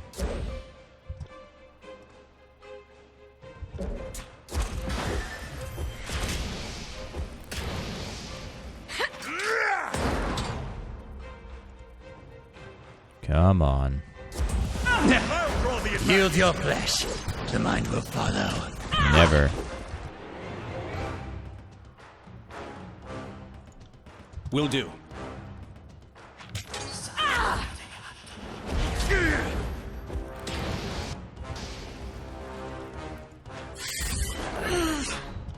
Shit. Heal verse. Redirect, man. Heal verse. Will do.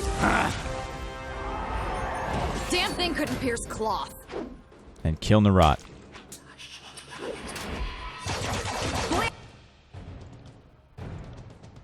Get out, you little shit. The fuck is wrong with my weapon? Come on, use the Bane Ward. You'll have to get through me first. Barrick. Use Echoes of the Storm on the rot. Yes. Or get confused and stand in the corner. That's fine. On it.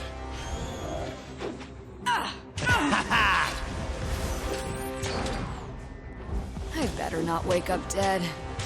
First you won't.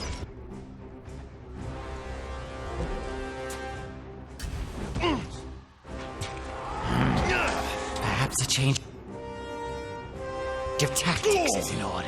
Come on, Barrick. Kill the fragments. Or at the very least, distract them. Aim myself an eye. That's it. Bleed for us. Focus on Narot.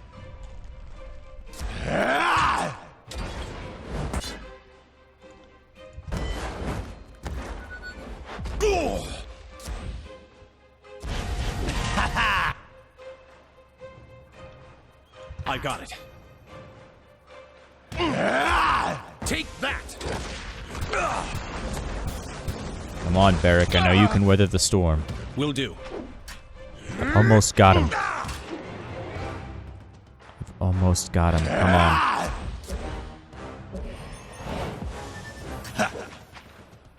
Do I have any other art? Yes, I do.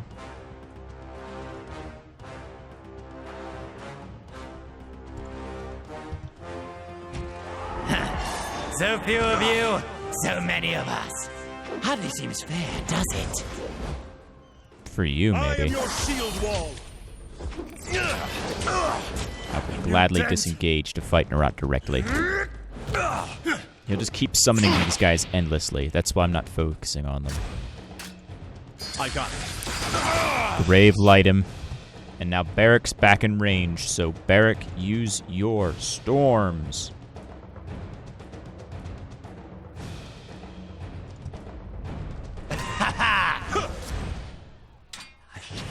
Every time I go to do that, he runs like the coward he is.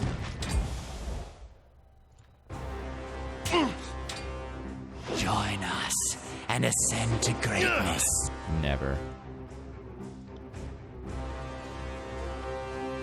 I will aid you. That one rattled me hard. Come on.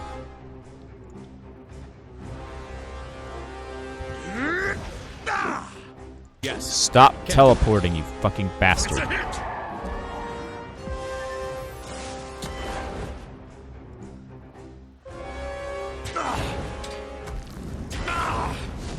Well struck.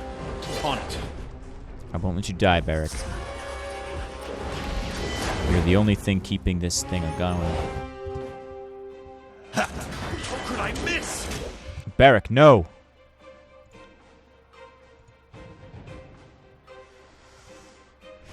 Barrick. Will do. Do it, don't glitch. That's it. Bleed for us. Right. Come on!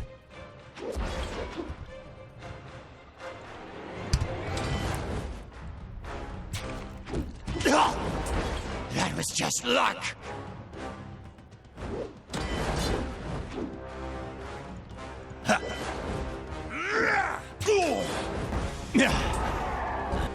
God damn, this guy's taking a shit ton of damage. We can do Alright, this. Iron Storm. Time for it. Let's go. You and me, baby. New dent. Good work.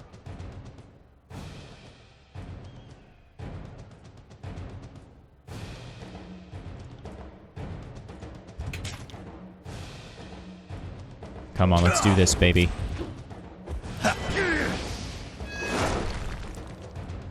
Good work.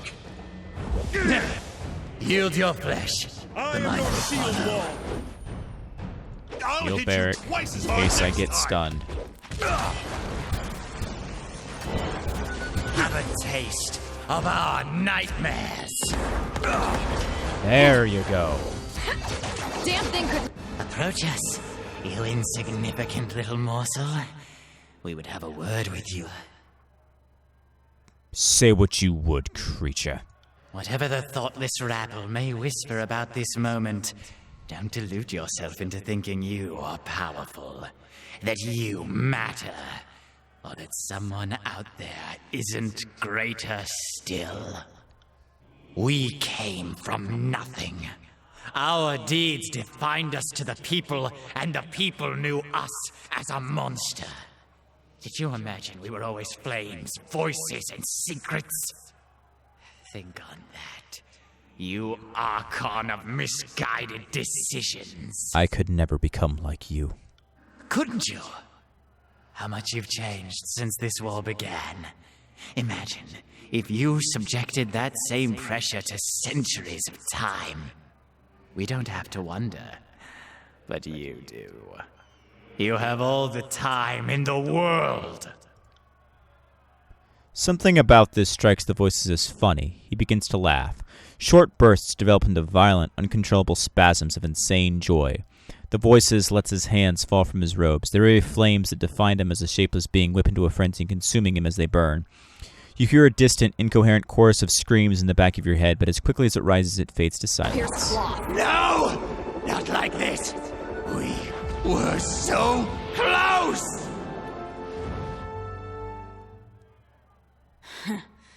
Good riddance, asshole. Shouldn't have screwed with me and my sisters. She kicks the smoldering pile of ashen rags. Is that thing finally dead? I'm actually asking because it was difficult enough to tell that he was alive. Think of all the tearsmen we have avenged, and all that we have set free. I do feel a touch of sorrow for all the minds that had to die with him. I hope they are now at rest. She looks down at the bronze mask of the Archon of Secrets, now cold and lifeless.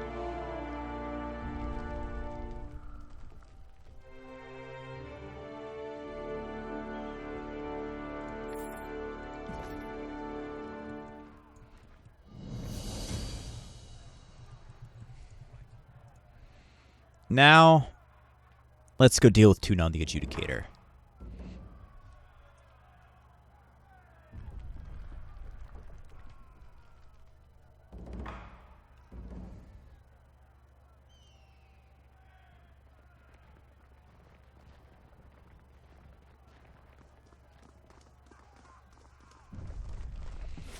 Although I have a feeling we should rest back at the mountain spire.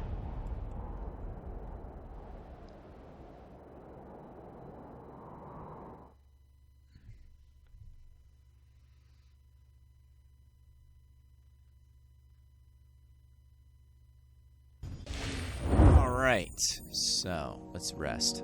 We'll speak to Verse first. Fatebinder. I never thought anyone could get the jump on Narod. He outlasted most of his enemies and ate the others. He was great. Bottomless thing. I just assumed he'd be around forever. And now he's dead. It's hard to believe, really. I'm happy, but he also gave me this life, this name. I hated him, but he was incredible. An artist. What I'm trying to say here is I'm impressed. You exceeded my low expectations.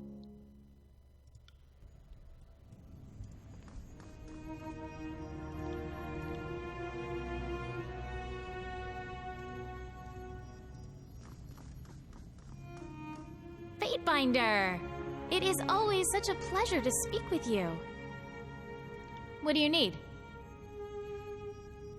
You have a way with words, Serin. Were you instructed on how to speak with others? Of course. One of the only few good things that came out of my time with Kairos was my education. My teachers insisted I be trained on the proper way to speak to the royal court.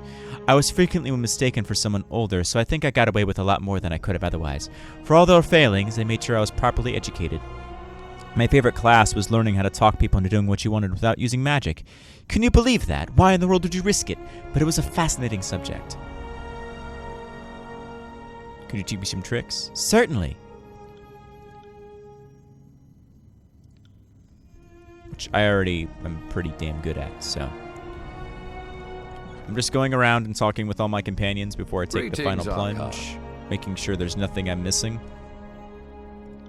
Alpha to Beast Woman. Fate Binder wants Beast Woman? Good, yep. With disfavored cannot.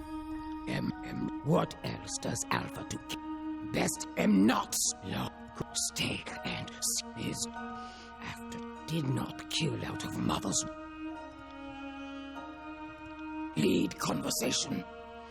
I'm bathing right now. Don't simply Should let Beast Woman prize shell from Ironclad. Kills in Shadow understands.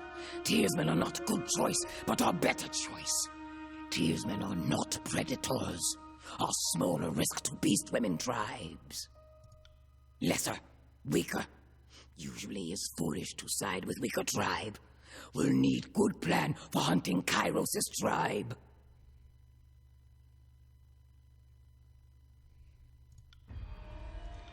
This is fascinating.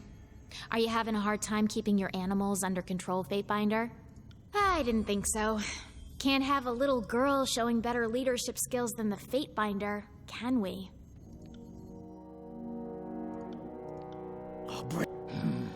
Well,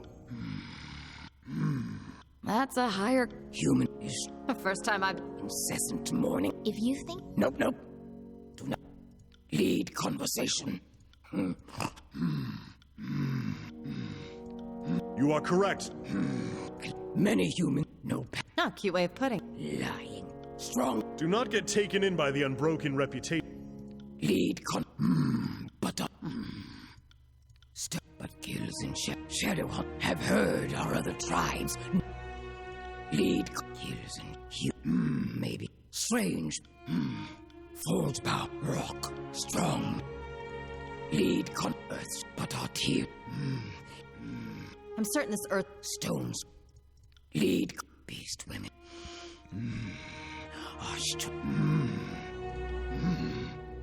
Brood mother, but did not are free.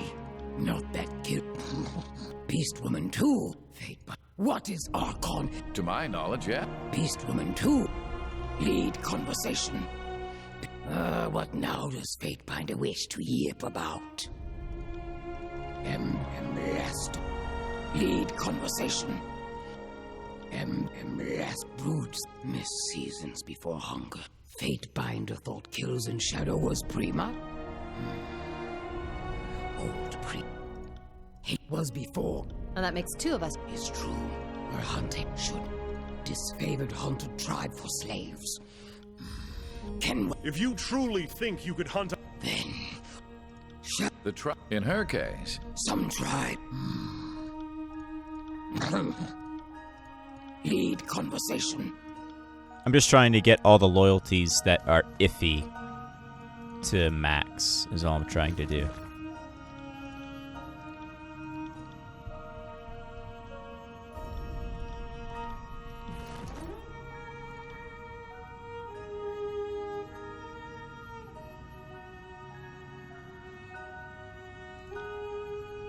So, Kills and Shadows close. Kills and Shadows the only thing that's not quite where it needs to be, but I'm honestly not super concerned about that.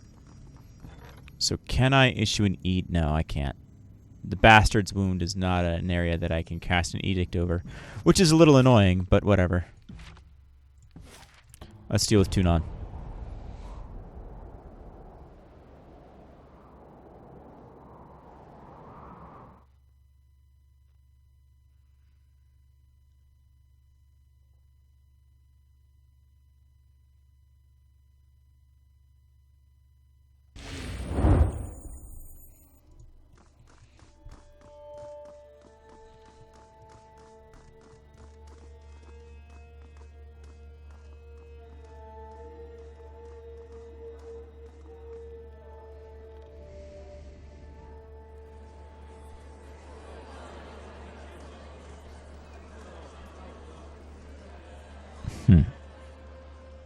How you doing, Tunon?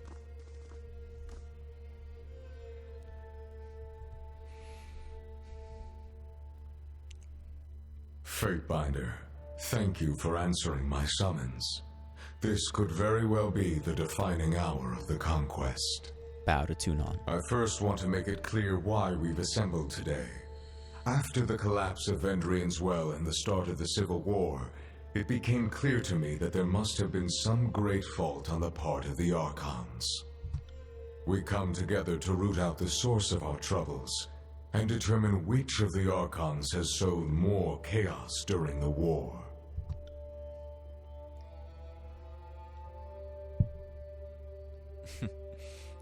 I can point to the culprit and spare us the discussion. Bloodmulch aims a tip of crude dagger at your heart. This is the scum who brought down the voices. I hope it isn't your intention to arm yourself before a court of peaceful legal representatives, Commander.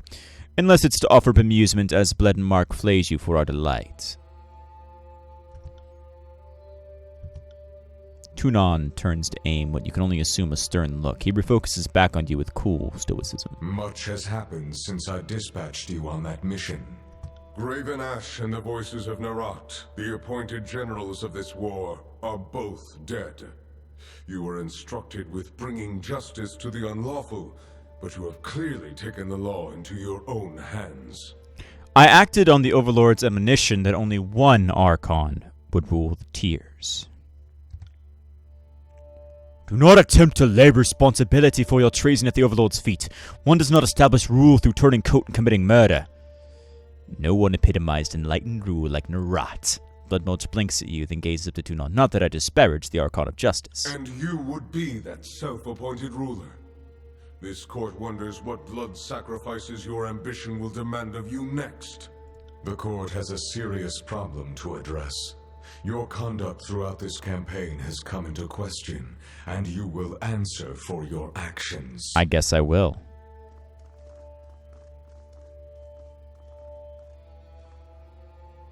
You have made quite a name for yourself, Fatebinder. Stories of your deeds have spread through the tiers, and all of them have reached this court. Some actions have consequences. We will see what your actions have wrought. The chaos you've sown everywhere is unacceptable. You cast yourself so far outside the established order, I cannot begin to catalog your misdeeds. For this, you have been deemed guilty and must be executed. Am I not allowed to have a trial? Is that not the proper procedure? The outcome is a foregone conclusion, Fatebinder. Your actions cannot be allowed to stand. But if you wish to make a mockery of this court, I will add it to your list of offenses. I want to defend my actions. Very well. If you insist we proceed, then we shall. You are on trial for transgressing on the Overlord's authority, breaking the laws of the Empire, bringing mayhem to an otherwise orderly conquest, and meddling in concerns that fell beyond your station. Our directive to bring Kairos' peace to the tiers has suffered, and you will answer for the part you played. If you don't mind, Adjudicator, we're all on familiar terms with the Fatebinder here. Should any inconsistencies require our input, we shall add our voices as testimony. The court has inquiries into your conduct. I first call your travel companions to speak on your behalf as witnesses to your character or accomplices to your crimes. Who will speak on behalf of the Fatebinder? The Ironclad Commander will step forward, if indeed he has the strength to walk. You want me to speak, Adjudicator? I've been treated with fairness and respect. As fine as anything the Legion ever gave me. The Fatebinder trusts my counsel. I've never seen a finer, more upstanding member of the court. Will anyone else speak on the Fatebinder's behalf? Scarlet Fury, you who sacrificed your old life for this one, step forward. Me? As if the likes of me has any business speaking in a grand hall before the Archon. Why, I've murdered enough folk to stack their bodies up to the podium 10 times over. Your Honor, the Fatebinder and I get along like a couple of cats. We scratch here and there, but there's respect to be had. Sometimes I think we agree on too much, but can't fight everyone. I suppose I've had worse bosses, and I suppose I've had better friends. But this one's something special. I've killed for him, and I'll do it again. Will anyone else speak on the Fatebinder's behalf? Tidecaster, let yourself be known to the court. The court wishes my testimony. Well then, I am Ebb of the School of Tides, and this room echoes a lot. It's very intimidating. I don't know what passes for glowing praise in this particular court, but the Archon gets my reluctant but uncoerced vote of confidence. Will anyone else speak on the Fatebinder's behalf? Evidently not. The time has come for the Fatebinder to deliver his testimony. At Vendrian's Well, you joined with the enemies of Kairos, abandoning your orders to resolve the siege and the conflict between the armies. How do you answer for this charge? No matter of mediation could get the Archons to work together, and the war only invited mayhem. I organized the tiers as I saw fit. You fought alongside both armies in the conquest, so I shouldn't doubt your perspective on the matter, although I find it troubling. Kairos' edict at Vendrian's Well should have destroyed the Archons, or forced them to cooperate, but your intervention alone was the deciding factor. Tunon appears deep in thought. You resolved Kairos' edict of storage with a legal contrivance. What's more, you spared Stalwart's ruling bloodline, circumventing the edict's very purpose. Do you think the Overlord's fury was a riddle for you to unravel? Kairos did not intend for the edict to last forever. No, indeed. But there were conditions to be met, and you cheated them. You subverted the Overlord's will to suit your design. That cannot be tolerated. You have the Silent Archive in your possession, a repository of forbidden lore the likes of which few in the North ever comprehend. How do you speak to this clear breach of Kairos' law?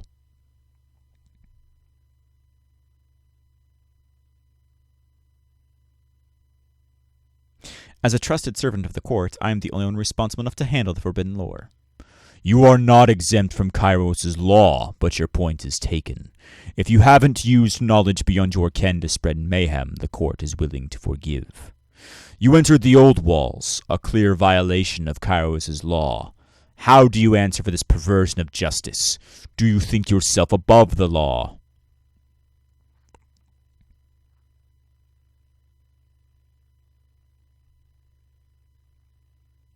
My only trespass came in pursuit of trespassers, that I might punish their transgressions. The circumstances you describe have no precedent, but I trust your reasoning. Agents of my court are not immune to the law, but your position is an impossible one. At Duskwatch Force, you gave aid to the enemies of Kairos, slaughtering a unit of disfavored in the region. The Archon of War lost many good soldiers that day. The stone shield's bearing sags slightly, but says nothing.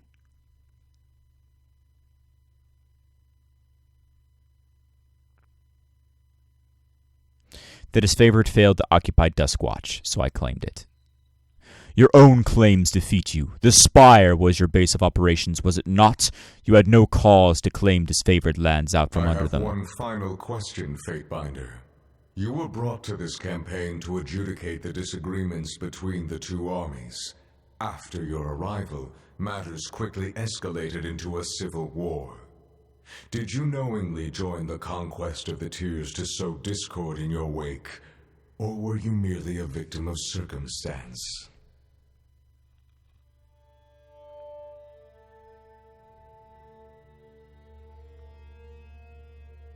I joined this conquest for the glory of Kairos, but I'm less certain the Archons did so for the same reason. It's possible, even likely, that the Archons traveled south with their own agendas. I make no secret of the fact that the more worthy of the two would have inherited the Tiers to rule as their domain under Kairos, and ambition got the better of them both. They were expected to conduct themselves in a professional manner, as were you. Conduct aside, the fact that the Archon's corruption is an assumed fact speaks to the success of the Fatebinder's mission. I don't know about the rest of you, but I find that mildly encouraging. I am finished with my line of questioning. Have you any closing remarks for the court?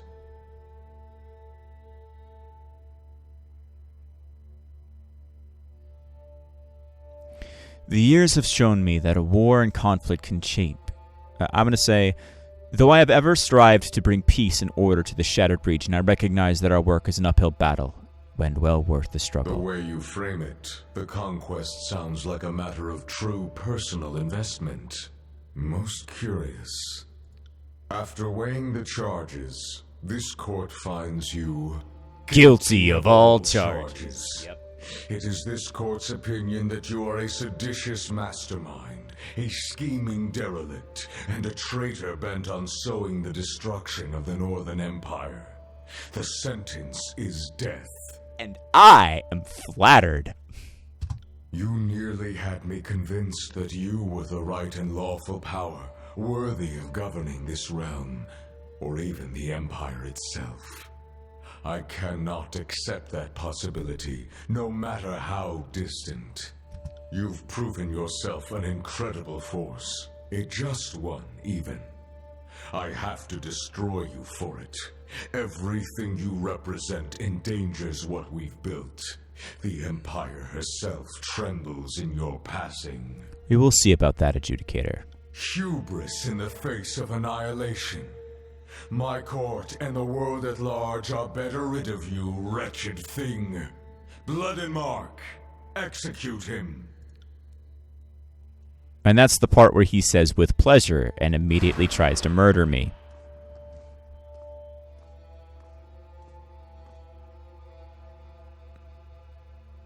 Have at me, headsman. Send me your champion! Terrible at this. How am I not dead yet? Blood and Mark.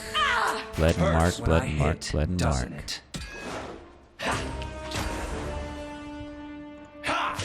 Let's try that again.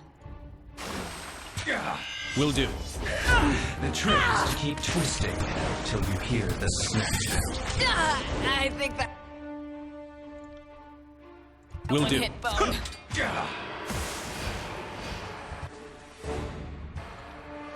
On it. It's a hit! God, terrible at this. How am I not dead yet? The trick is to keep twisting. Oh, but Blood and Mark's already dead. Oh wait, he healed.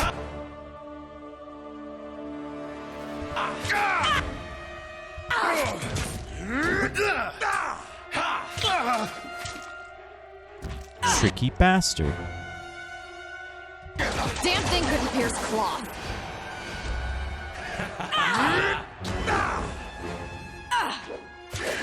The trick is to keep twisting till you hear the snap. Bleed out.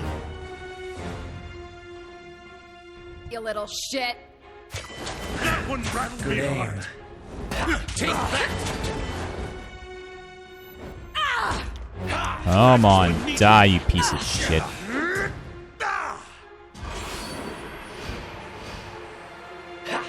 Will do.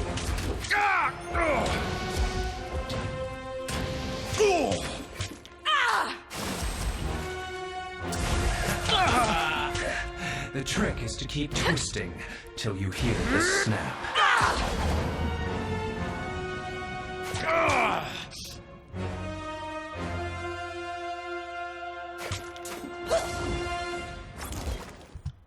Well, since Ebb is the only one not currently suspended in the air.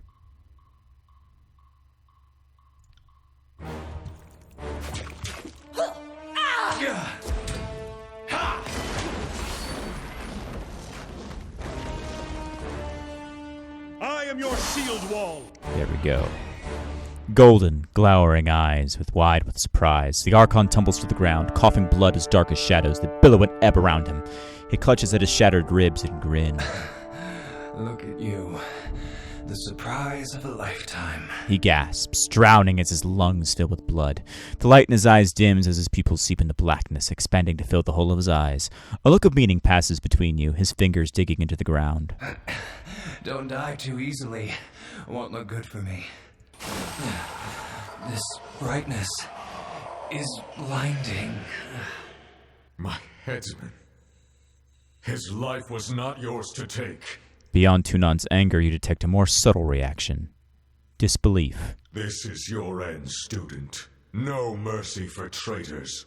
Only the cold embrace of the grave. You will be judged at the end of a blade.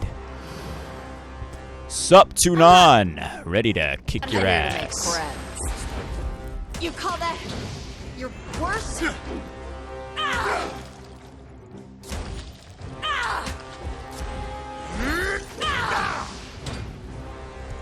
Just,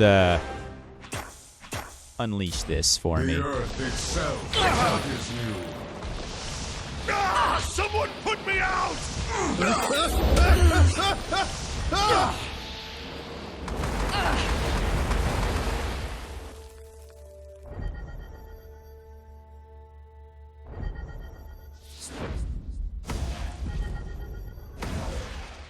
All right.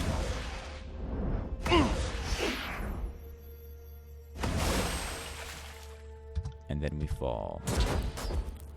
Squirrely bastard, aren't you? How could I miss? And once I'm Your unstunned, judgment will be severe. We make this look easy. come on. I need to try a different tactic. This isn't working.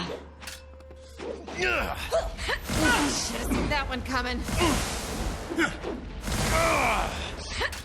Your judgment will be severe.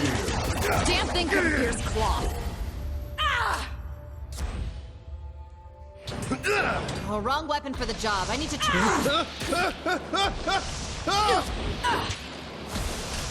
Tear him asunder. Let's try that again. Your judgment will be severe. I got it. I'll hit you twice as hard next time. On it. Leave the strongest to me.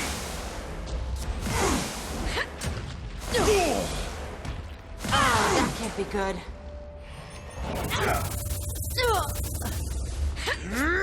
Grovel before me. That was bad.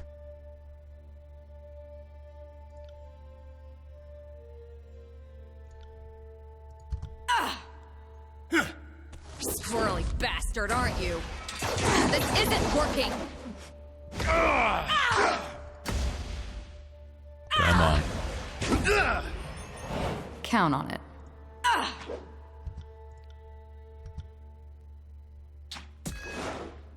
Squirrely bastard, aren't you? This one is under my protection. That one rattled me hard.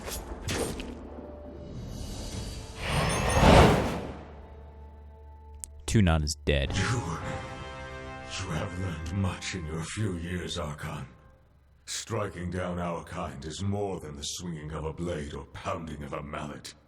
There are Kairos' laws, and the laws that govern our natural order. I fear they often diverge. I have broken the laws of nature for too long. Life should end in its course.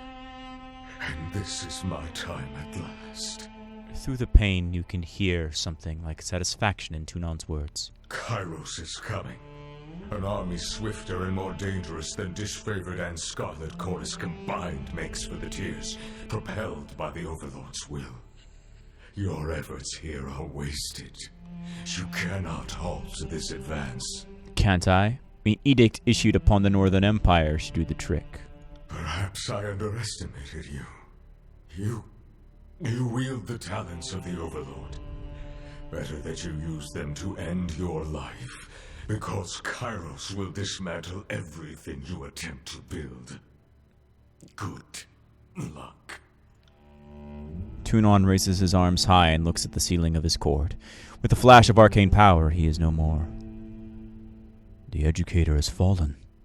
I never thought the paragon of Kairos' justice would see himself judged, most less in his own court. That's coarse justice for you. No matter how tall you may stand, someone below is eager to watch you fall. Kairos' puppet is no more. Ebb pounds her staff onto the ground in triumph. This is great, symbolic victory. We have smashed the public face of Kairos' lawful and legitimate control of the Tears. This will be remembered as a day of liberation.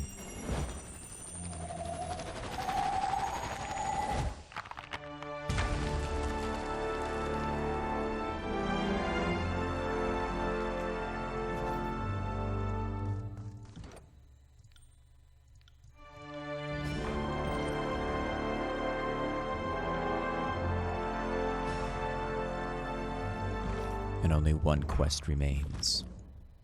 Right. Can't do that.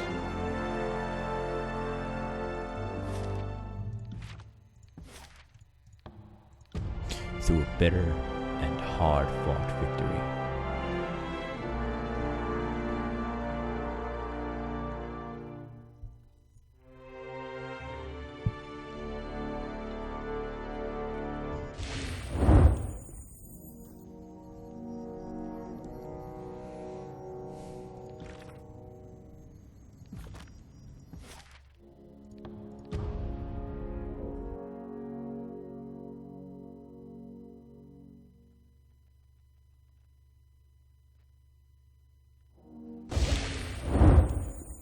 All right.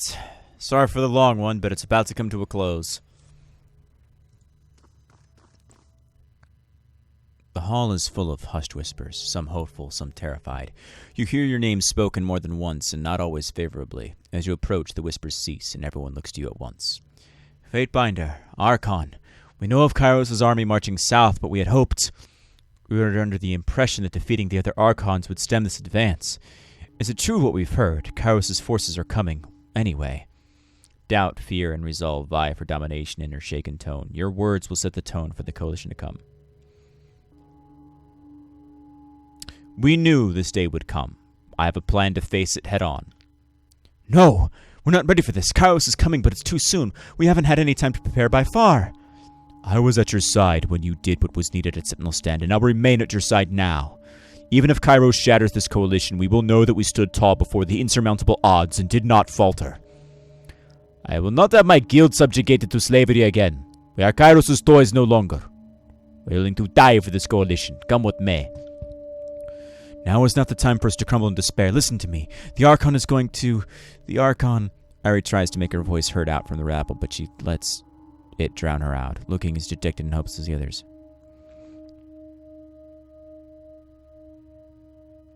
With unity on our side, we can face any threat. Have you taken a head wound recently? We don't have the forces to stand against this threat. How could you possibly outmaneuver the Northern Empire as it breathes down our neck?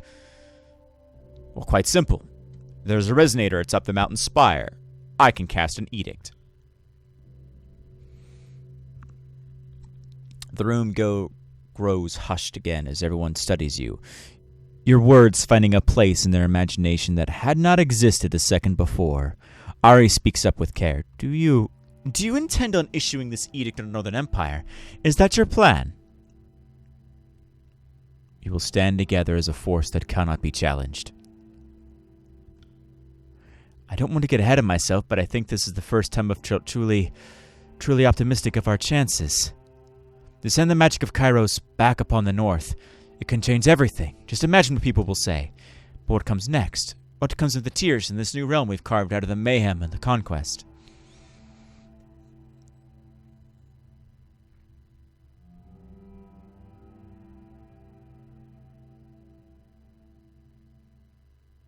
In the days to come, I will draft new laws for the realm we build together, taking what I've learned. That sounds like a fair prospect. You've seen no small part of the tears. If the best of this realm hasn't rubbed off on you already, I doubt we wouldn't stand here. Coalition, what do you say? Arguably, the law of the land is most effective at change that Kairos brought to Taratus. If you would bring a more favorable version to the tears, I think it could only help us. Laws that govern us as defined as a unified people, not just a cluster of corrupt powers to pick and choose president. There's potential there, I admit.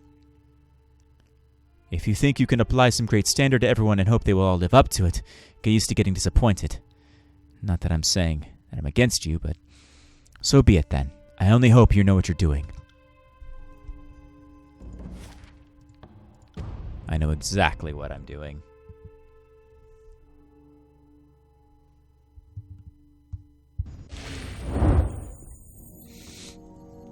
All right, baby. The wave of energy radiating from the spire draw you forward, pressing your body and mind to its eager embrace. At the center of this tide, the resonator stands ready to broadcast your voice, echoing your commandments to the farthest reaches of the tears and beyond.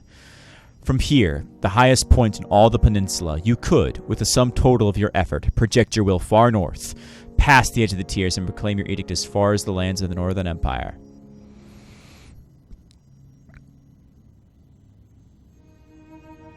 This probably amounts to a declaration of war against the Overlord. Ready? So this is it. We've come a long way since entering ruins. Before this, I was nothing important. One Scarlet Chorus killer among thousands. But we're really doing something here. Thanks for letting me tag along. I knew we'd make our stand at the well. I just imagined we'd all die miserable. Who could have predicted the Archon of the Tears would save us? Now, don't you have a gratuitous display of magic to show the Overlord? I'm almost wet with anticipation. Opportunity. I can feel it like a coaxing breeze. Not since Graven Ash stood against Kairos has anybody made such a dent in the Overlord's defenses. It has been an honor serving at your side. Come what may, I'm ready to face it. If I don't show Kairos my ability to cast an edict as more than a one-time thing, the attacks will never stop. Striking the Overlord where it hurts. Good. I hope the old codpiece feels it when from his throne room. Take your best swing.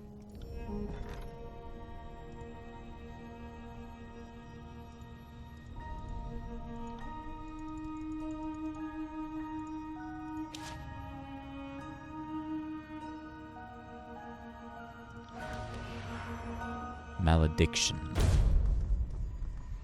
Misfortune will favor our enemies, and fortune will favor us.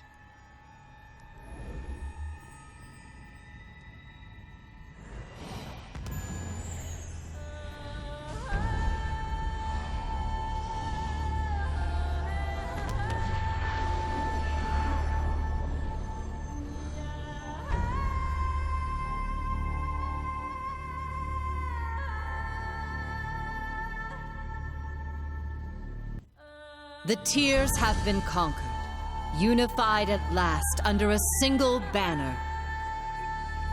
Your edict brings devastation and ruin to the Northern Empire. Some believe the edict to be Kairos' work. Others hope, or fear, that this edict comes from a new voice.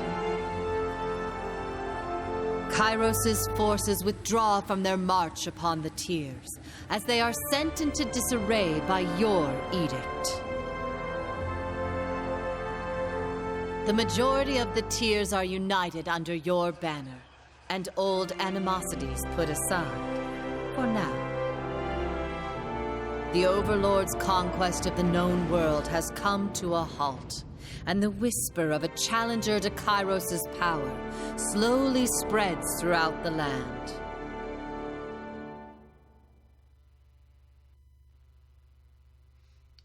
By casting the Edict of Malediction on the northern capital, you consign the Overlord city to an invisible plague of misfortune and calamity. The foundations of once proud buildings fracture under some unseen pressure, and whole districts empty as the city's infrastructure crumbles. Laborers brought in to repair the damage find their work undone in hours or even minutes later. Citizens leave the city a ghost town and whisper amongst themselves how Kairos could allow such a curse to infect their homeland. As chaos ensued in the Northern Empire, the armies marching on the Tears received an unprecedented order. The armies were to fall back to the capital and ensure the safety of its people from the edict. For the first time in Kairos' great conquest, the armies retreated.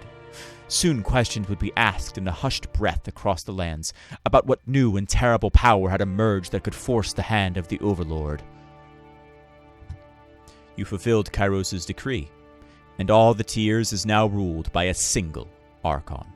Your formal rivals have perished, bringing the civil war to a close.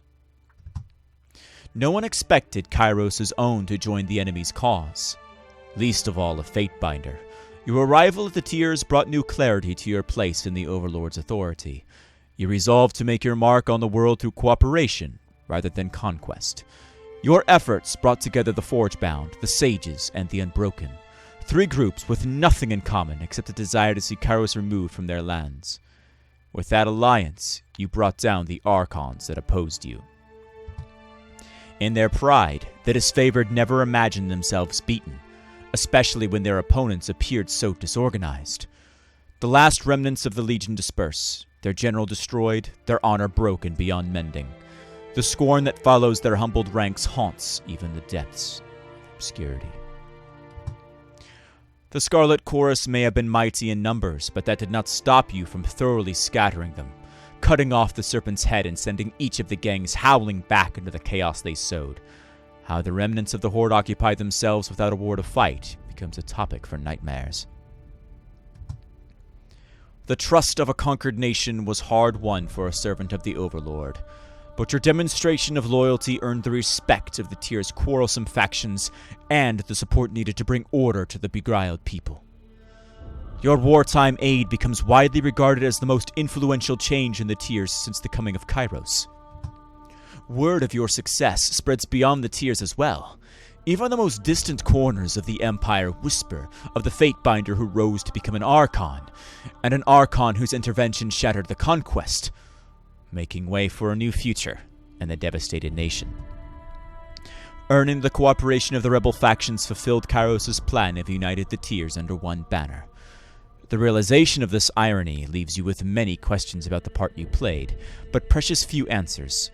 You work to ensure peace in this new homeland, yet through your trials, the notion that you are part of some greater manipulation haunts you. Now you lose sleep trying to ignore it. Cairn, the Archon of Stone, because the game is bullshit, remains hovering between life and death amongst the towers of the Stone Sea. Quakes persist across the ruins of Azure, and the former breadbasket of the Tyrs never returns to its former glory. With the prolonged stalemate against the disfavored put to a close, the Unbroken are able to think of peace and freedom for the first time since the coming of Kairos. They govern their people with fairness and understanding that was absent in the days of the Regent.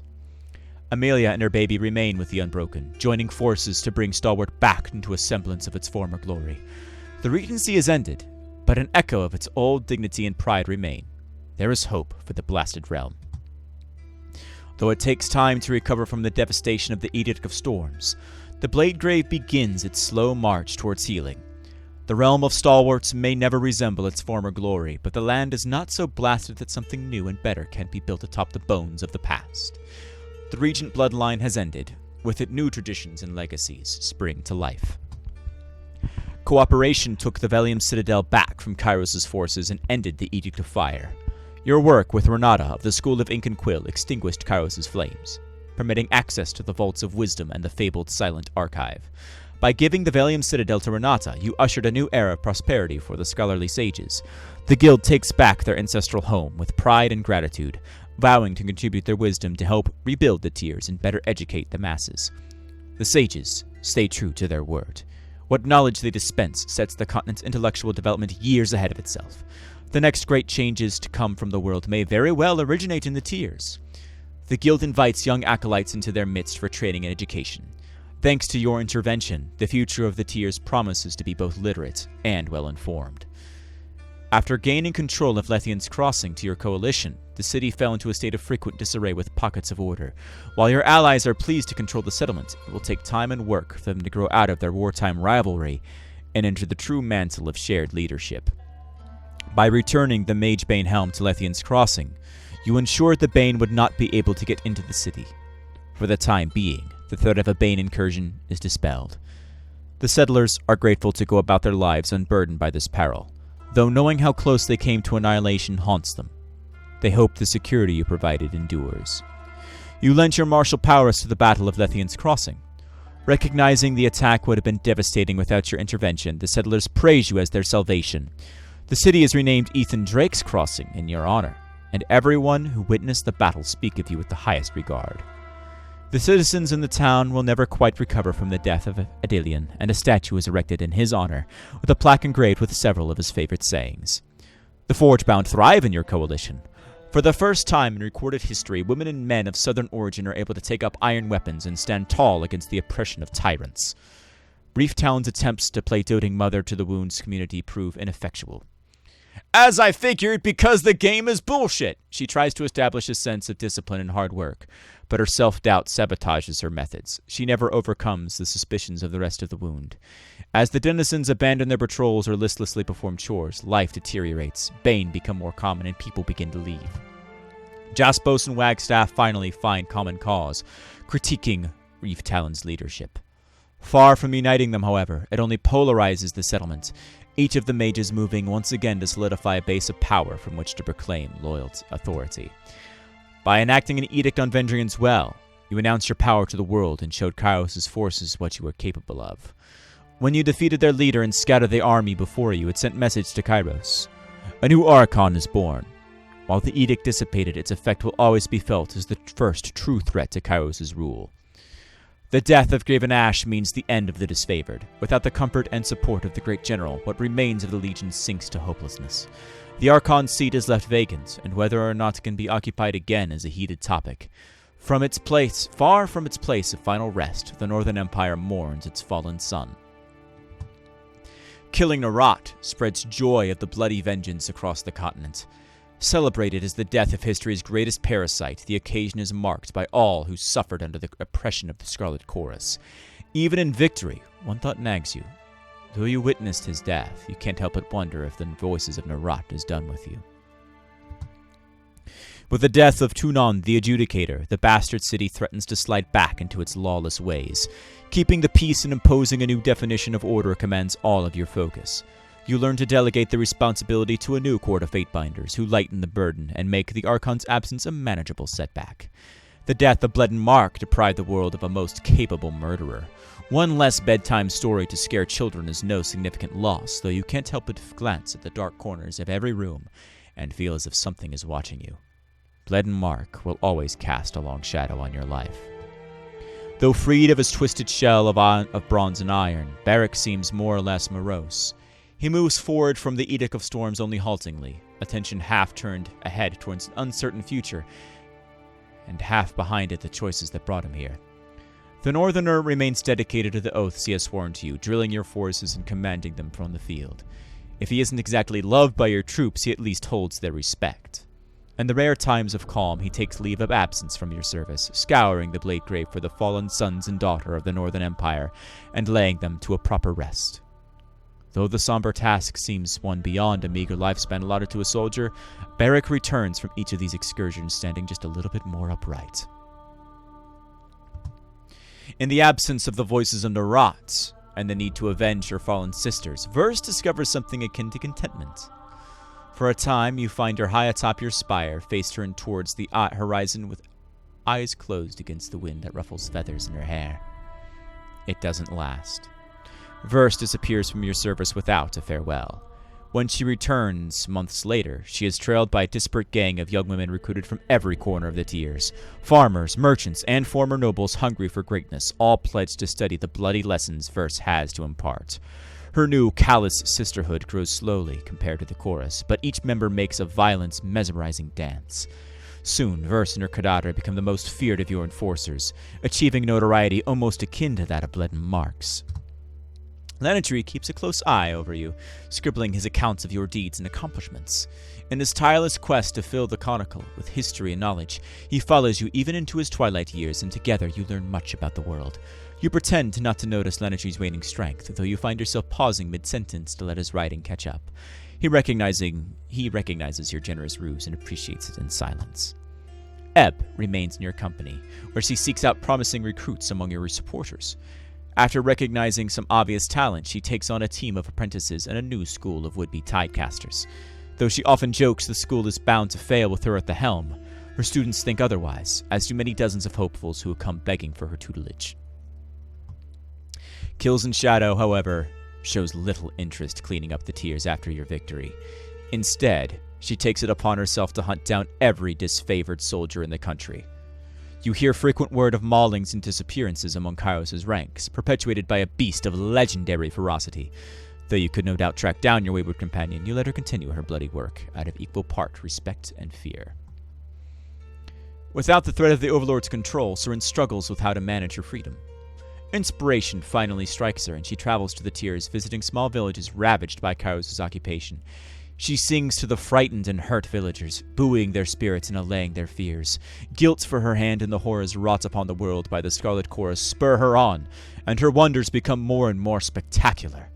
The followers of the songbird grow in numbers, taking the message of peace and harmony throughout Tyratus. You turned your back on your career in the Overlord's hierarchy, disregarded your years of advancement to help the people of the Tiers. Your sacrifices paint you as a folk hero, a liberator, an artisan of future change. When Kairos retaliates, you will have the support of your newfound allies to drive back the onslaught. From your perch atop the ancient spire, you see hints of the Northern Empire just beyond the mountains.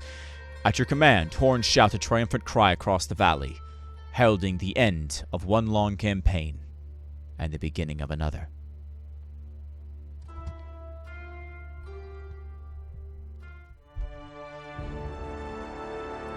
And with that, I'm hungry as heck, and this is going to be a long episode, and I thank you for sticking with it. This is the end of Tyranny, the end of the Fatebinder. No, the Archon, Ethan Drake's legacy, a mark made on the Tiers. I feel overall that I've only made 2 mistakes. My inability to end the Edict of Stone, and because the game is bullshit, my inability to help the Bastard's Moon. But if the game wasn't bullshit, I would have been able to help the Bastard's Moon. I don't consider that a canon failure.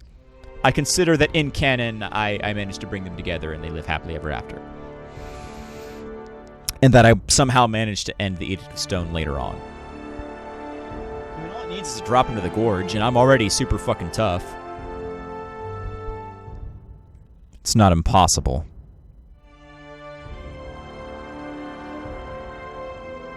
But I'm going to leave you all with the credits. I'm going to speed them up just a little bit.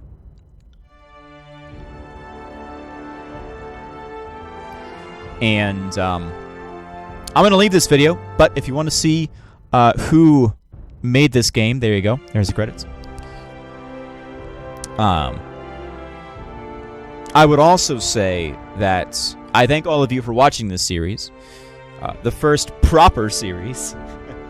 Although, ironically, the longest lasting.